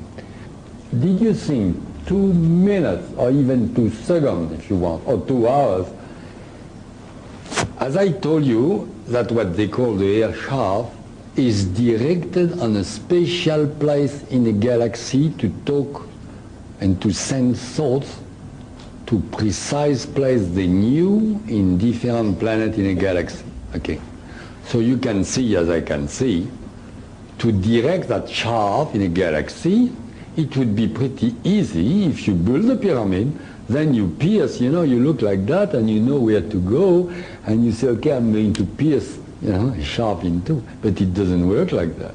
They build the pyramid, and as long as they bring the stones, the architects, the shaft is made. So you imagine the tremendous knowledge for an architect to put the pyramid at that place, and for the building of the stone and the cutting of the stone too. It's incredible. You can't absolutely even imagine that with our so-called technology now. Now, I don't want to hurt your ego about so-called technology, so-called civilization, but too bad. You know, I'm going to tell you something. We are very proud on that planet Earth, not me, but certain people are, of the space shuttle.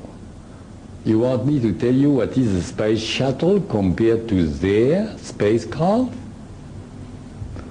Their spacecraft is the Concorde and the space shuttle is the wheelbarrow. It's exactly the same thing. You compare a wheelbarrow and the space shuttle. The wheelbarrow, you can put a bit of money, you go there, and the Concorde, you can go wherever you want around the Earth, you know, it's the difference, eh? And it is exactly the same difference. So as long as we use rockets to put spacecraft, if we want to go on another planet, you want. Now, also another thing, don't worry. I never said that on my lecture, by the way, before, but or maybe at the early beginning, 2 years ago, if by accident or not accident we discover the way of anti-gravitation, transubstantiation, and we have the possibility to visit other planets, those people are not going to let us do that.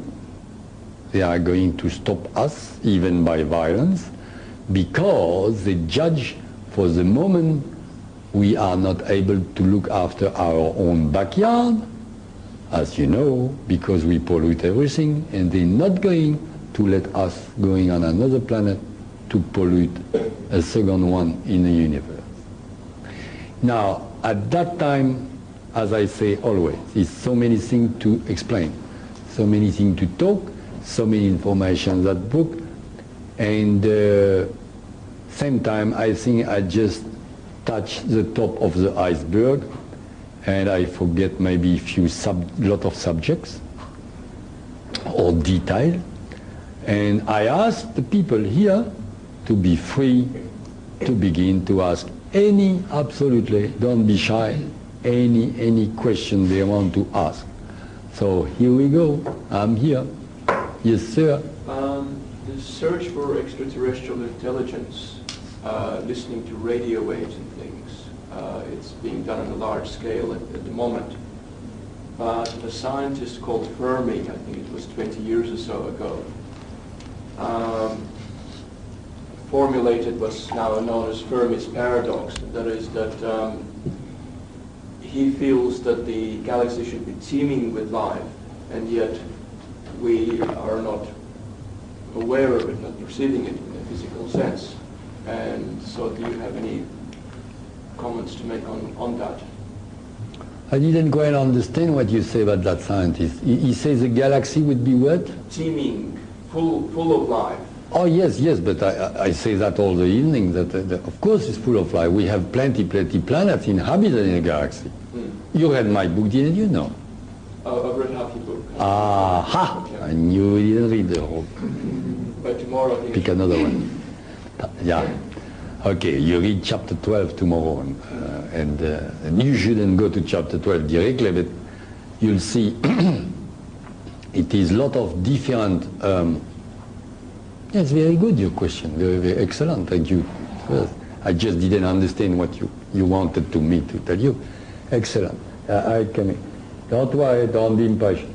But yes, because we have of course, lot of planets are inhabited, but also different environment and different form of human being, but always humanoid.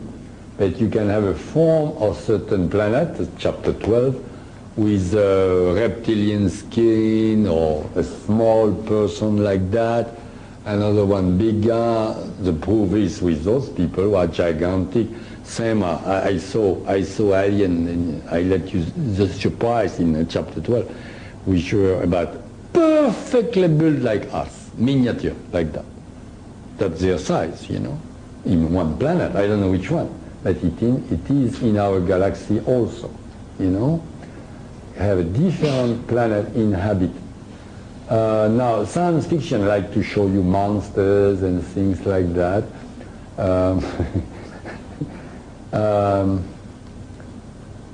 It's not only a good question, but it makes me think. I forgot about to tell you something. Some people like that explanation on that. I never talked about it before, and finally, we are going to talk about the gray aliens.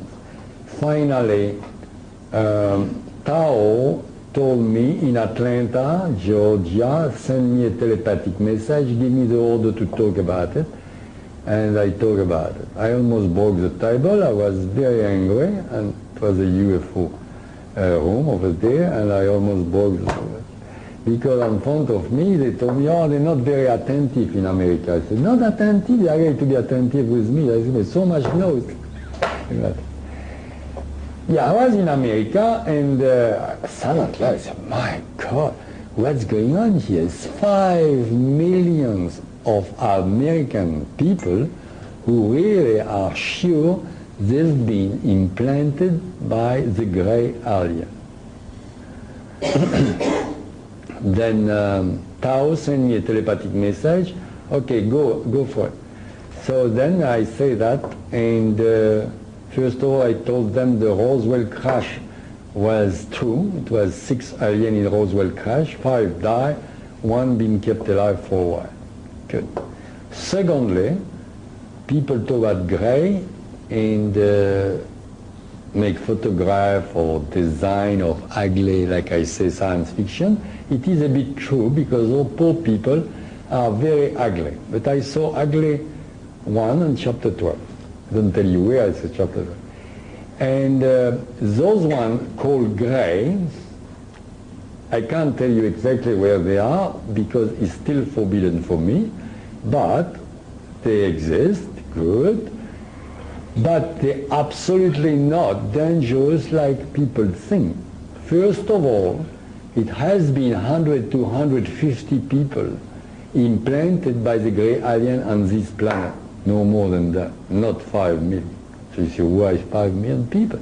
Because it is a collective hallucination.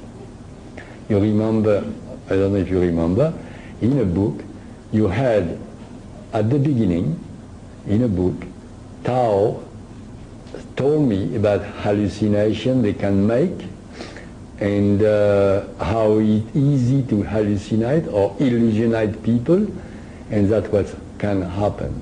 And she even hallucinate or illusionate me and making the entire spacecraft blowing up. Good. Now, people have collective hallucination in America.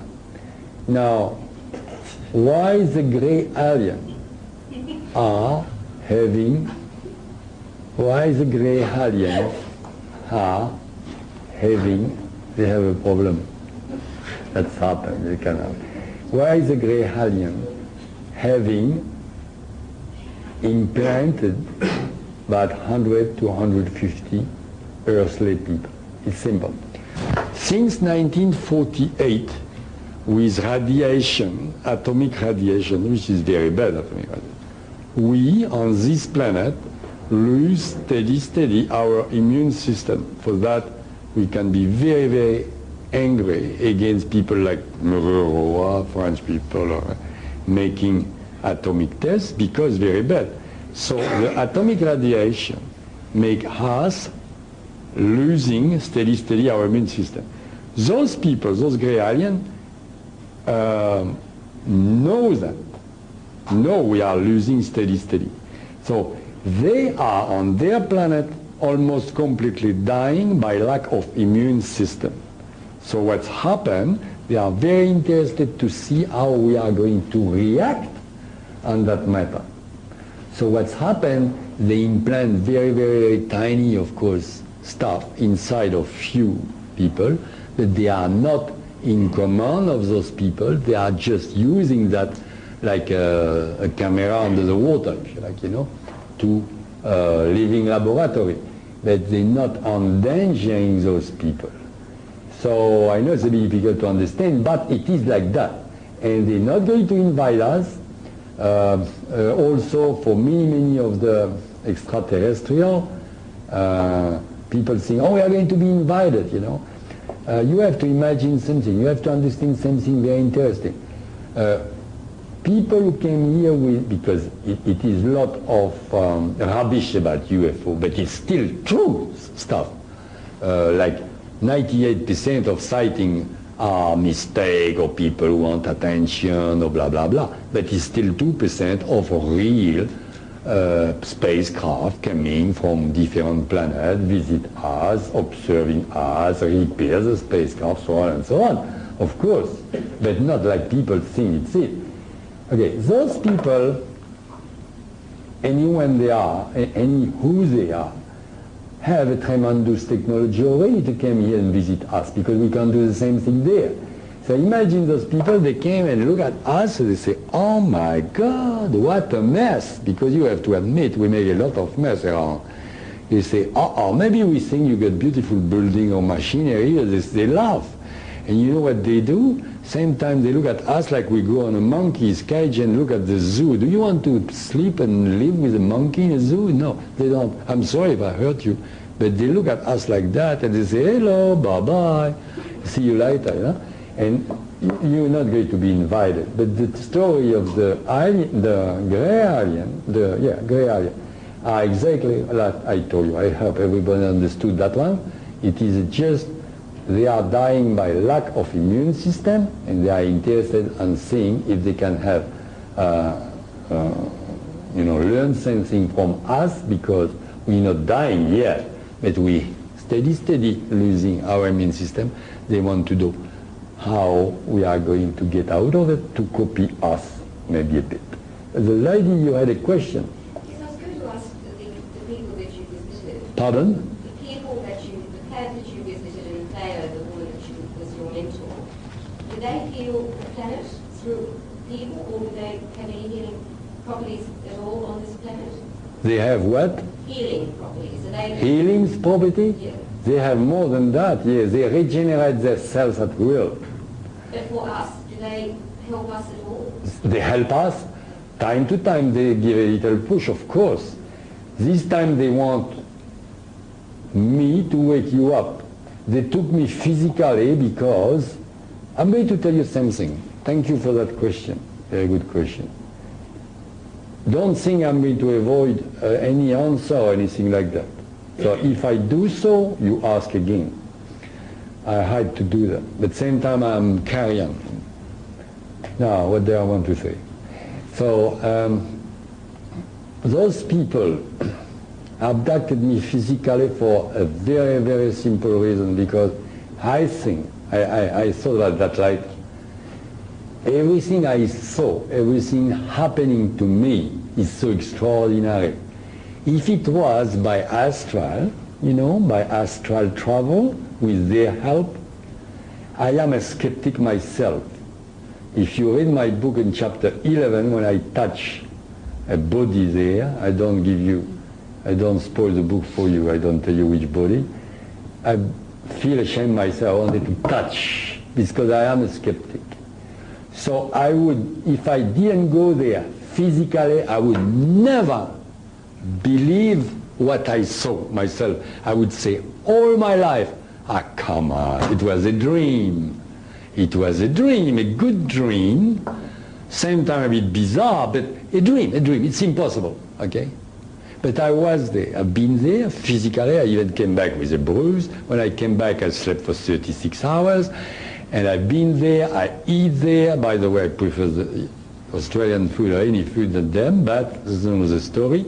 I bath there, I even swim there in the little mini swimming pool you can call, Roman bath if you want to call it like that. And I breathe there, everything I've done there like I'm doing here. Even things you think about it, you know. So everything you do when you are with your physical body. And I disappear from my home for 9 days. But so I tell you that if I haven't been there physically, I wouldn't believe what I saw. So that's to answer your question, because they've done that to take me there, to make me witness, really witness it, to come back to report that to you, and of course for the detail I didn't remember, and they helped me telepathically for the detail in a book. Did I answer your question? Yeah. Yes, gentlemen. How can we go? Oh, you've got the white cab or the red and white? What sort of taxi do you have here? You jump in it and you transubstantiate. Okay, I am joking, but if you are a good astral traveler, you could maybe contact Tao by astral and go there by astral, if you are really master of astral travel. Now I am answering seriously. It was a very good question. Has anybody else done it besides you? Ah, that one I told you before. Please remind me. Thank you very much. C'est Victor, your name. Good. Do you remember when Tao say, sort of, shut up and do what I want, because she's like that. And she said, you are going to make a trip. Nobody knows, at least at this century. Okay. When my book went out in '93, and finally people start to read it, a friend of mine, a good friend, came and one day and said, I'll give you a present. Brought me a book. What that? In French. The Book of Enoch. Anybody heard about that? Yes. Somebody? Yeah? Book. Ah, thank you. Book of Enoch. You read it? By John Herndon. I didn't even look the name. But it's a Book of Enoch. Yes. I hope he picked everything well in a book. Like, so I say, you want me to read the Bible? He says, it's very nice, the Bible. I love it. But I already read it. He say, no, read it. It's an apocryph of the Bible. They don't want it in a Bible, but it's written a bit like the Bible. Enoch was, if you read it, you remember how many, 4,000 years ago? 5,000? He was a patriarch. Yeah, between Noah or something. The guy report in that book, in his own terminology, you know what he report? Don't you think it's a big resemblance? Did you read my book? Yes, I have. The Doko, that's the Crystal Palace. The angels, they all fly over there with that apparatus. If you read my book in chapter 12, when I try to fly myself, and Tao say, look behind Lapianusi, he got wings. I saw the wings. She illusionated me. She hallucinated me. Black one. He can saw the golden one if he wants to. Enoch, I mean Enoch in his own terminology, I am almost sure was abducted by those people at that moment, been there and came back and write that book. That was what I wanted to tell you. Very interesting. Don't you think so? Oh, of course. Read it again. Read the two books, that one and Enoch, and you see many resemblances. Very interesting. So I said to my friend, aha, now I understand why you gave me that book. I have a question myself. If you have finished Hey, go for it. Here. I would imagine then on the planet, on the ninth planet, the composition of the air would be so different to the composition of the air on Earth. But I Not so expect, much. I mean, I take it that you were able to breathe the air. Yeah. Not so much at all. The main thing, of course, the air is absolutely pure and so on. The main amazing things are, of course, the different gravity, but that can happen on many planets, more or less.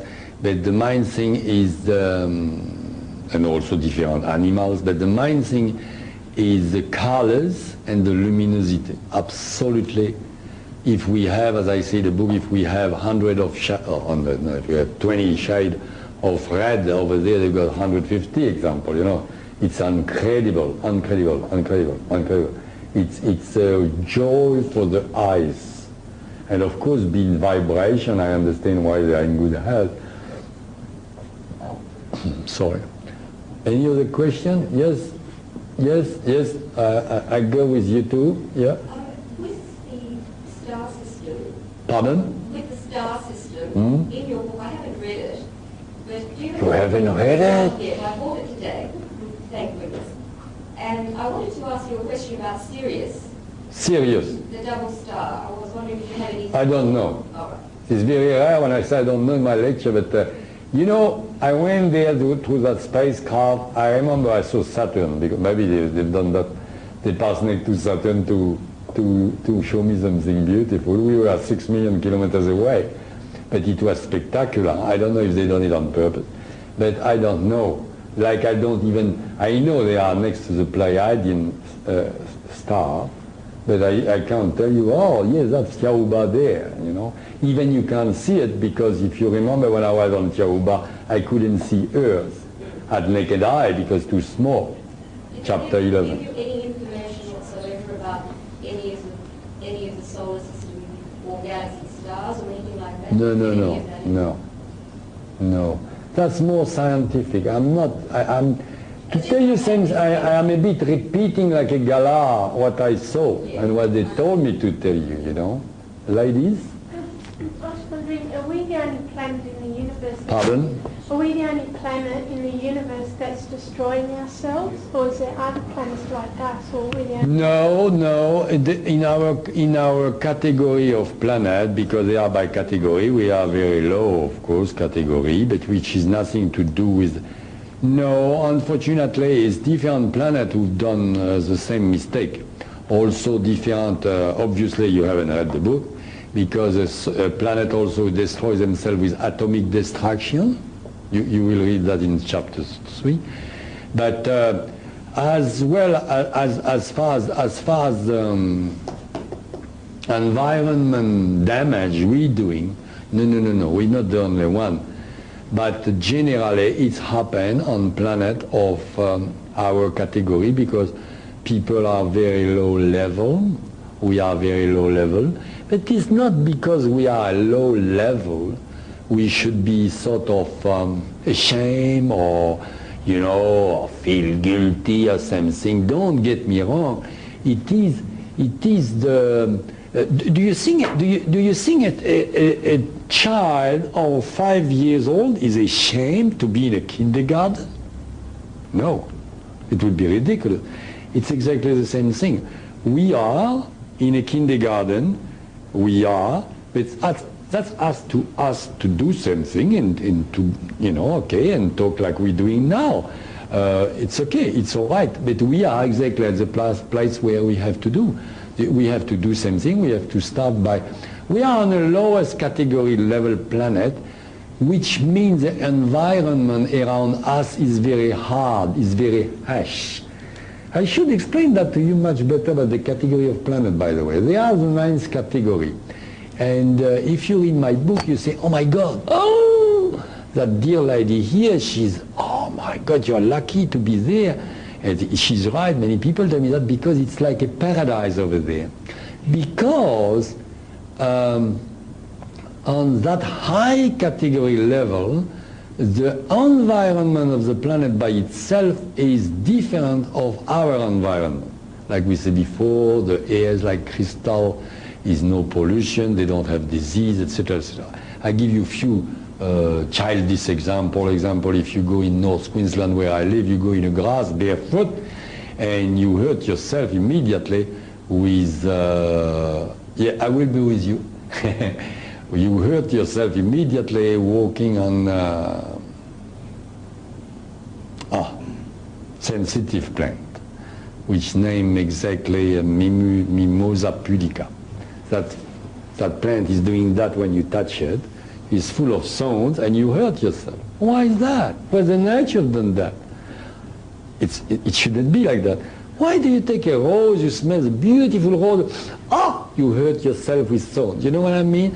And it is, we have to learn this way, you know. Why do you have malaria, cancer, AIDS? It seems terrible. Some people say, God is terrible. No, no, no, no. It has been by nature done like that. Because that's the way we have to learn, very, very hard way, on that category level. And if we don't have the same environment exactly like in a university, you don't have the same environment that you have in a kindergarten, not the same toilet, not the same eating, you have your parents to look after you, you don't have the same stuff. Well, everybody knows that, you know. But the same stuff. That's what I mean when I talk about category of planet and level of planet. Yes, sir. Yeah, when you showed that picture of the moon, I may have misread it, but I thought I saw copyright 1959. Yeah. That's the guy who find that. He find that I don't know where. 1959. 1959. Taken from the moon. That's what it The NASA got that photograph from the hidden face of the moon. I don't know how they got it. Were they on there? What? On the moon? Of course. As far as I remember, I thought Armstrong was the first person to go there. Yeah, that's what you. That's what I thought. Yeah. I thought so too. So how come? Armstrong? Yeah, well, that's what I was always of that persuasion. No. No? When we talking about the photograph, Yeah. it is not a person like Armstrong going and photograph. It is when they have a satellite around the moon and took photographs there. Satellite. Not physical, not a person going with a camera on the moon. No. They were sending, exactly like now, they send something on Mars or Jupiter or whatever. The same stuff happened at that time on the moon. Right, so that photograph was taken from satellite like that, the same way. Before 1959. Oh yeah, before, maybe a lot before, you know what I mean? Yeah. Now that other one you showed of the pyramids on Mars, the photograph of the big face, which really interests me. Was that photograph a computer-enhanced photograph? Is what? Was it a computer-enhanced photograph? I don't know.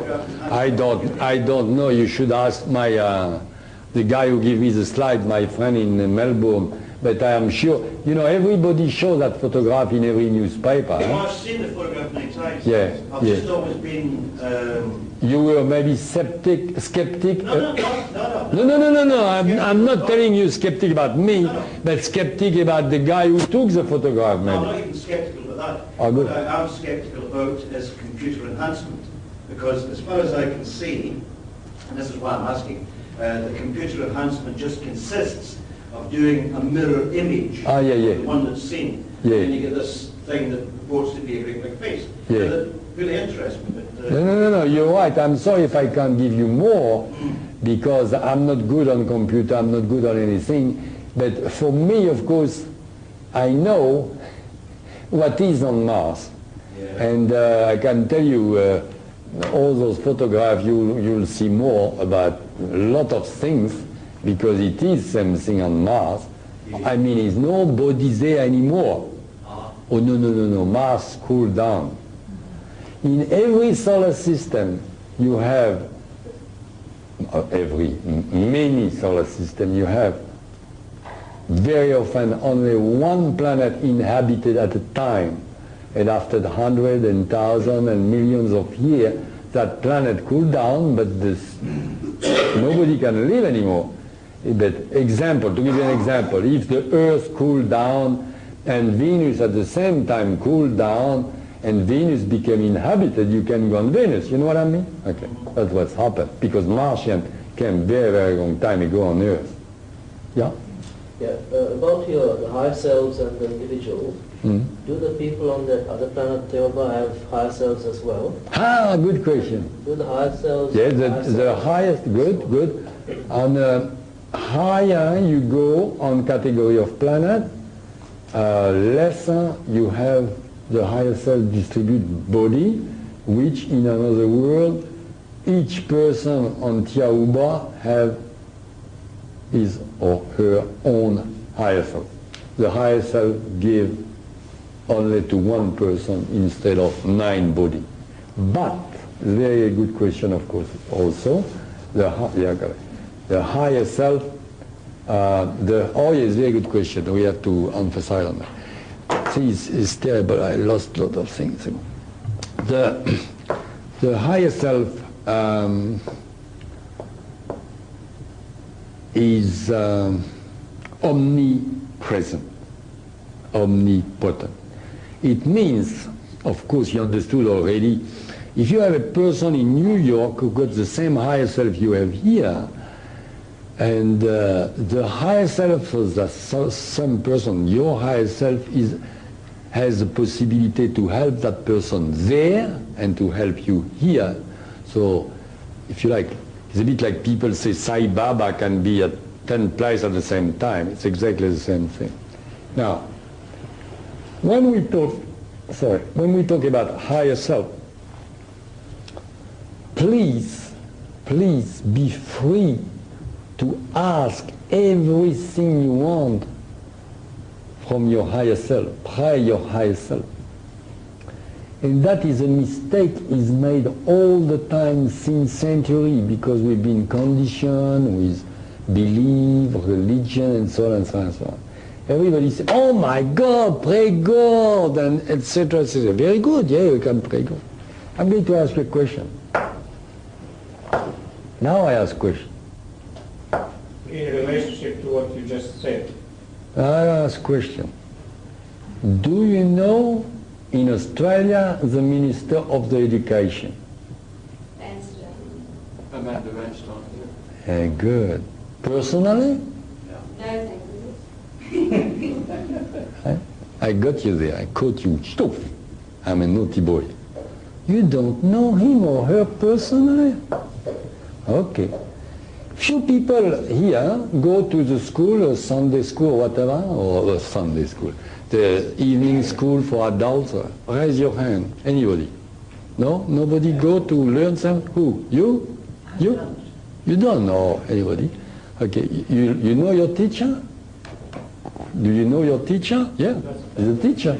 Teacher is here like I am with you. You know me, you have a direct contact. But you don't know the Minister of Education, do you? You don't give a damn anyway. I'm sorry to make that comparison, but God is the Minister of Education. Yeah, he's responsible, but he's there. But your higher self is your teacher. Your higher self is just next to you like your teacher. And you can contact your higher self. By the way, the easy stuff to be very, very quick if you have to really ask something very important to your higher self, is simply to cross in your bed your 2 feet like that and to cross your hand. Again and again, the religion is very good, but sometimes they don't know what they're talking about. They tell you to do that. It's a long time ago. They forgot about why. Because if you do that and that, everything is electricity between your higher self and you, the astral body, the physical body, the brain, everything electric. And if you do that, you close the electric circuit, and then you got more strength to contact your higher self. And then you can pray for good. And loud voice ask him for a parking spot on the street. You kidding? I can have any parking stop, and I got witness in that room. I want just with my higher self. I don't do that. I yell after him in French. I say, I want it's true. But anyway, that is a sort of joke because it's not very important. But you can go for healing, for problem you have. Now, not only you can go, but by the way, your higher self is looking after you day after day, minute after minute. And we are going to talk, I'm with you, but we are going to talk very, very, very important subject here. Thank you very much to ask that question. Who asked that question? I forgot. Thank you very, very much, because I forgot to talk about that. The suicide business, okay. Everybody's interested in suicide business. You know, is absolutely no rubbish what is behind that book, that guy who say,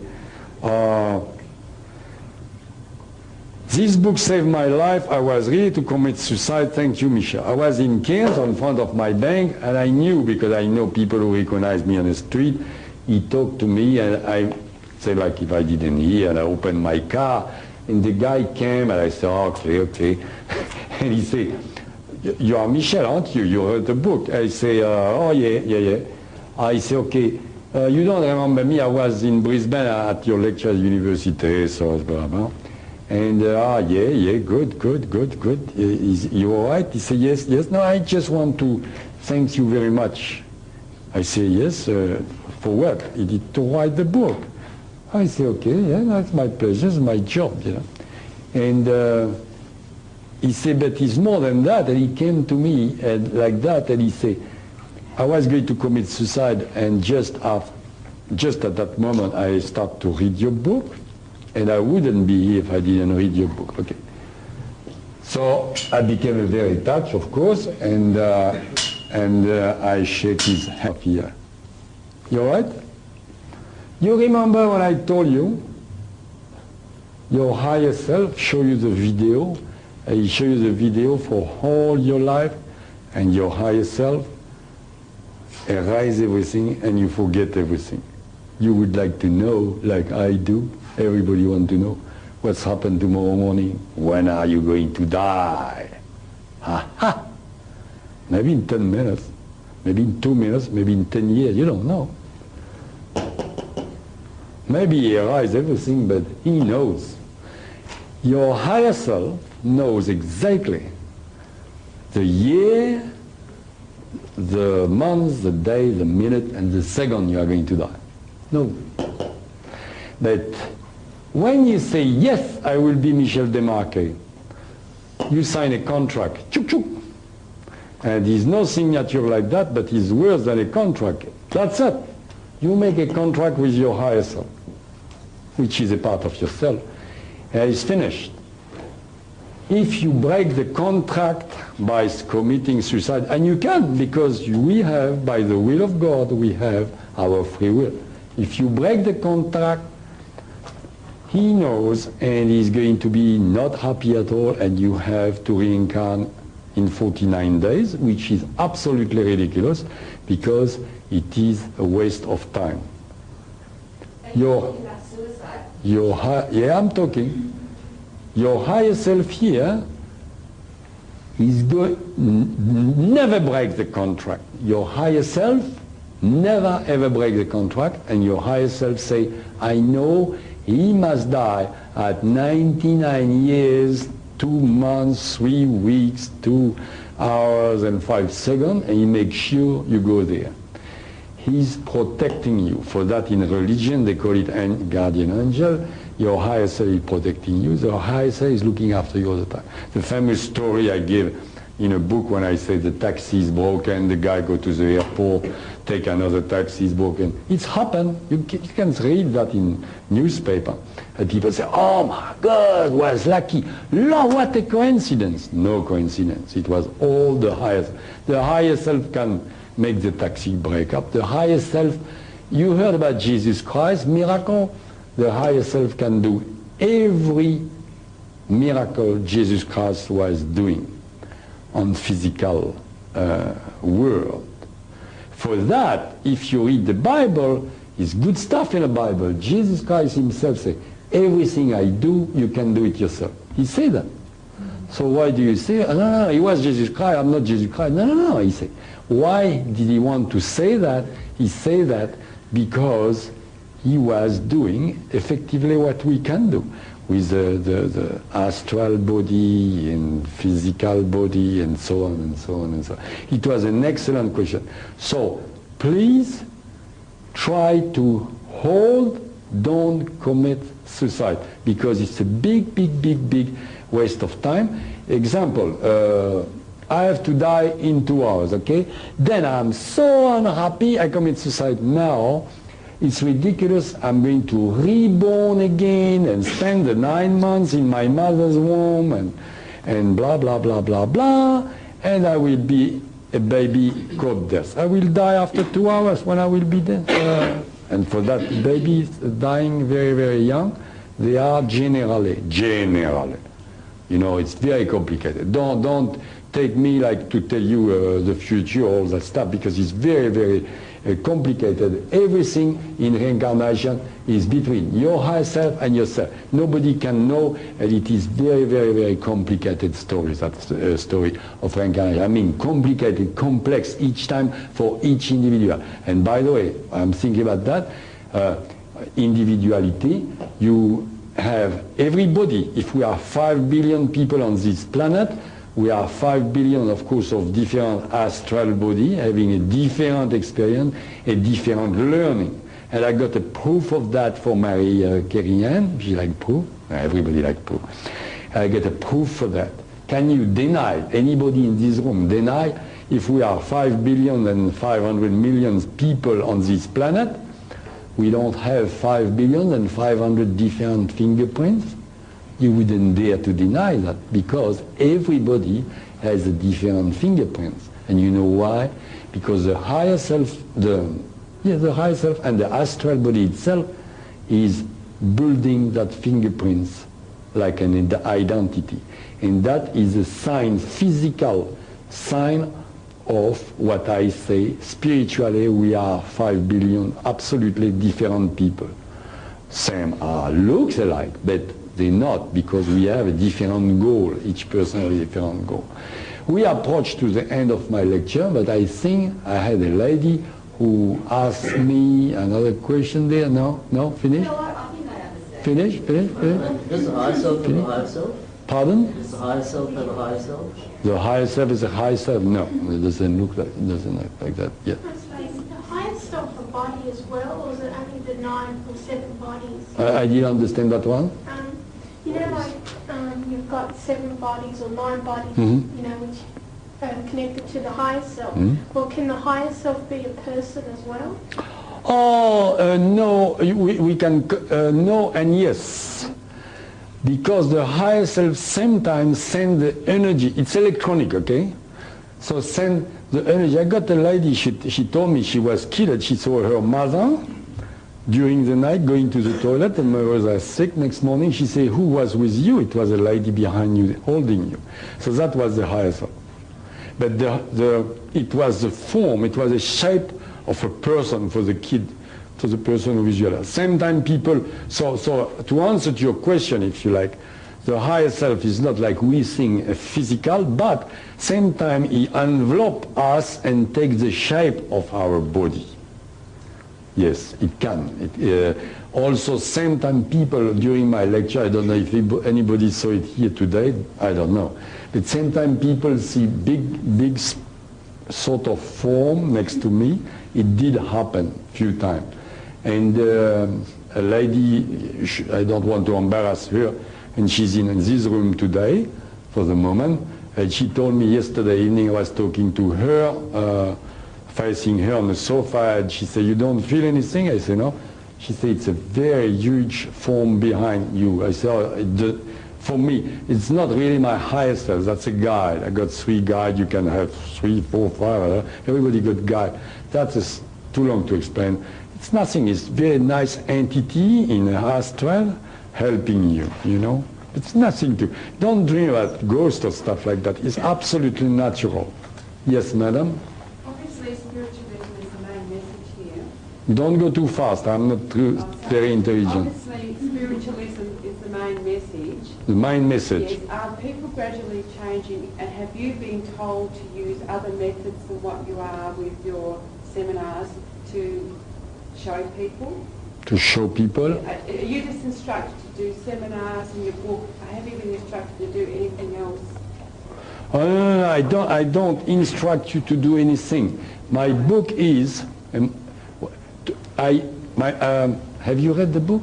No, No. Okay. Where are we on the road to spiritualism? Where?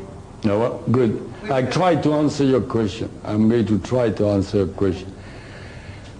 I don't give really a trick to do anything.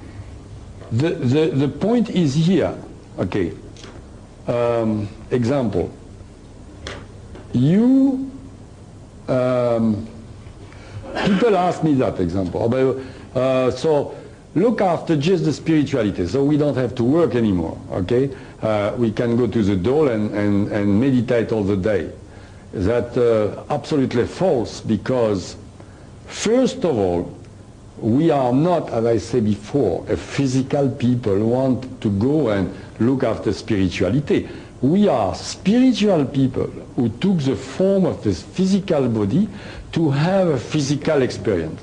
But many times we forget about that. That's my message, their message. Now, we forget about it. But you have a physical body. That physical body, enjoy it. If you have $10 million in the bank, 100 million, whatever, they're good for you.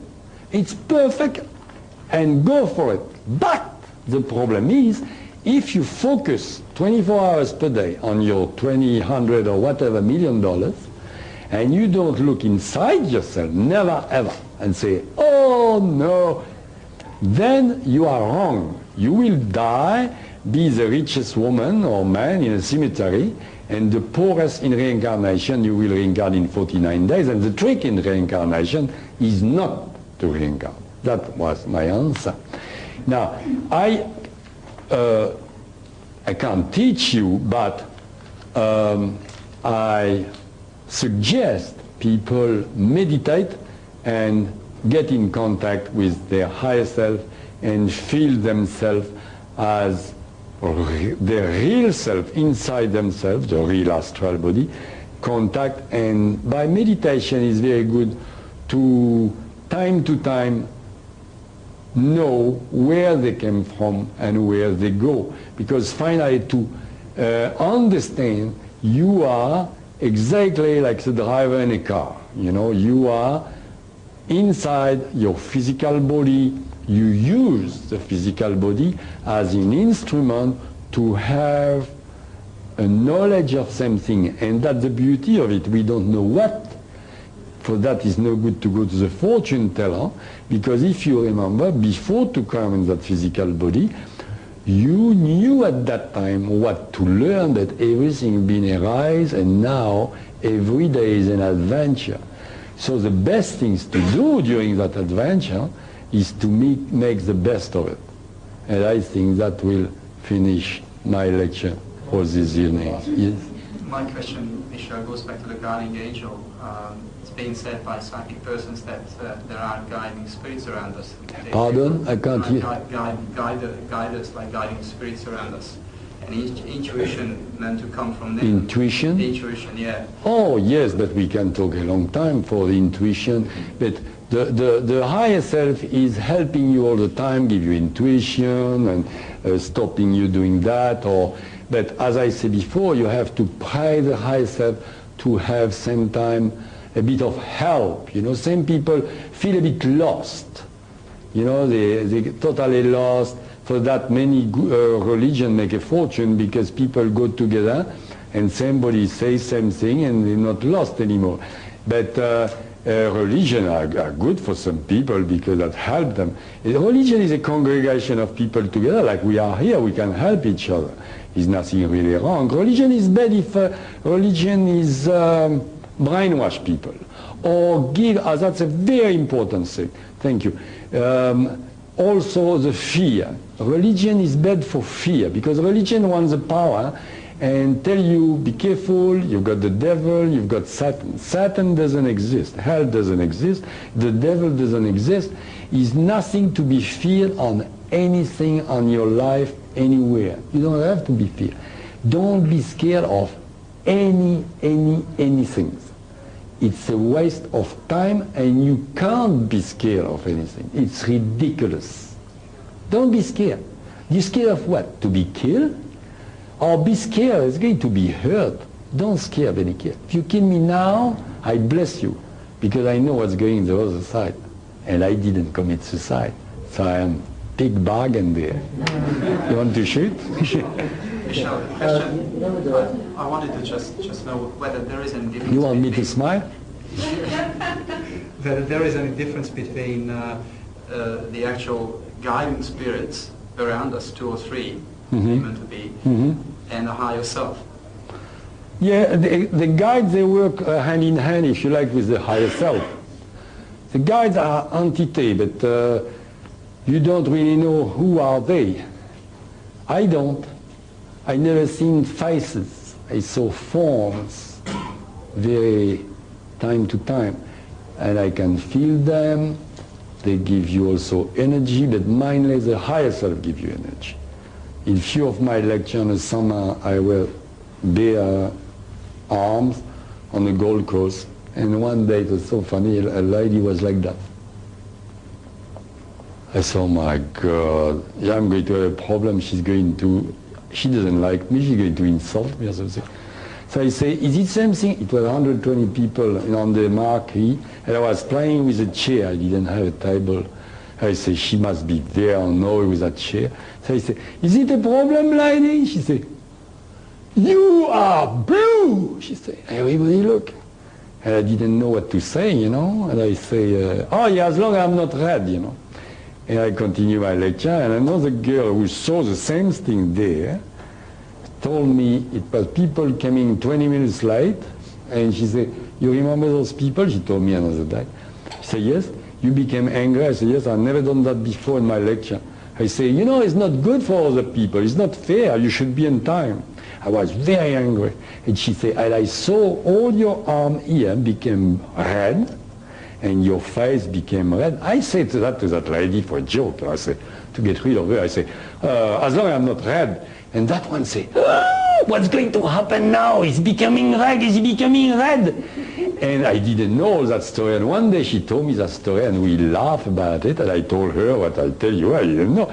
But that's to tell you, and few people saw me very, very blue. Okay, that's to answer to your question. And what is that blue? Simply, my higher self say, oh my God, he's tired at the end of the lecture. And he's there, because he's there, no problem. And yours is there too, by the way.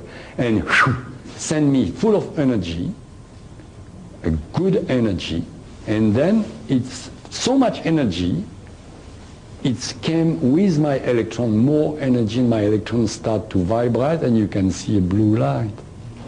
That's what it now, is. If the higher self is higher self, and all these are the sort of educational facility of the universe that individuals access. Now, if we are a less stupid planet than the planet Thiaooba, we need... We're not stupid. Or less evolved. Yeah. Only we need more one-to-one tutoring, whereas on Thiaooba they've got one-to-one tutoring.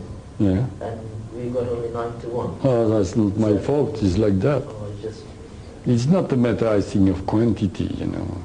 It's not like... It's like that by nature. I tell you what I learned, that's all. You have to ask Tao. We've got to establish a structure. Yeah. I'm very tired, and I think we've got about 3 hours or something like that. And I thank you very, very, very much to come at my lecture. And if you want... by the way, I have to tell you the truth. In each of my lectures, you see, I never prepare.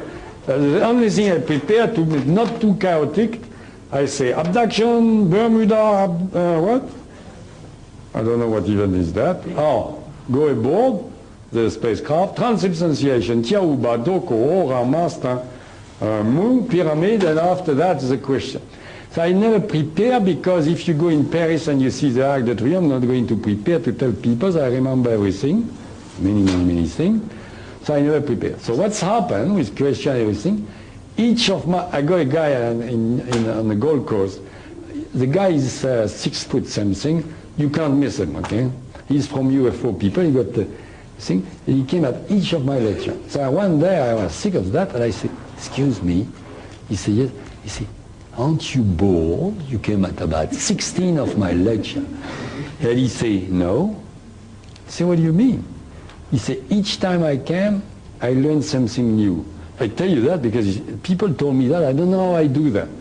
I say, "Really? I thought I repeat always the same thing," and no. But it's interesting because people ask questions. Then I say, "Oh yes, I forgot that one." And for that, each time is different. Of course, same time I make fun, and sometimes not very good because I'm too tired. Today I was not too bad. Thank you very, very much. I felt I think I felt your love. There's a lot of loving people this evening. Thank you very much. Thank you. No, don't applaud. But it's okay. Thank you very much. Hello.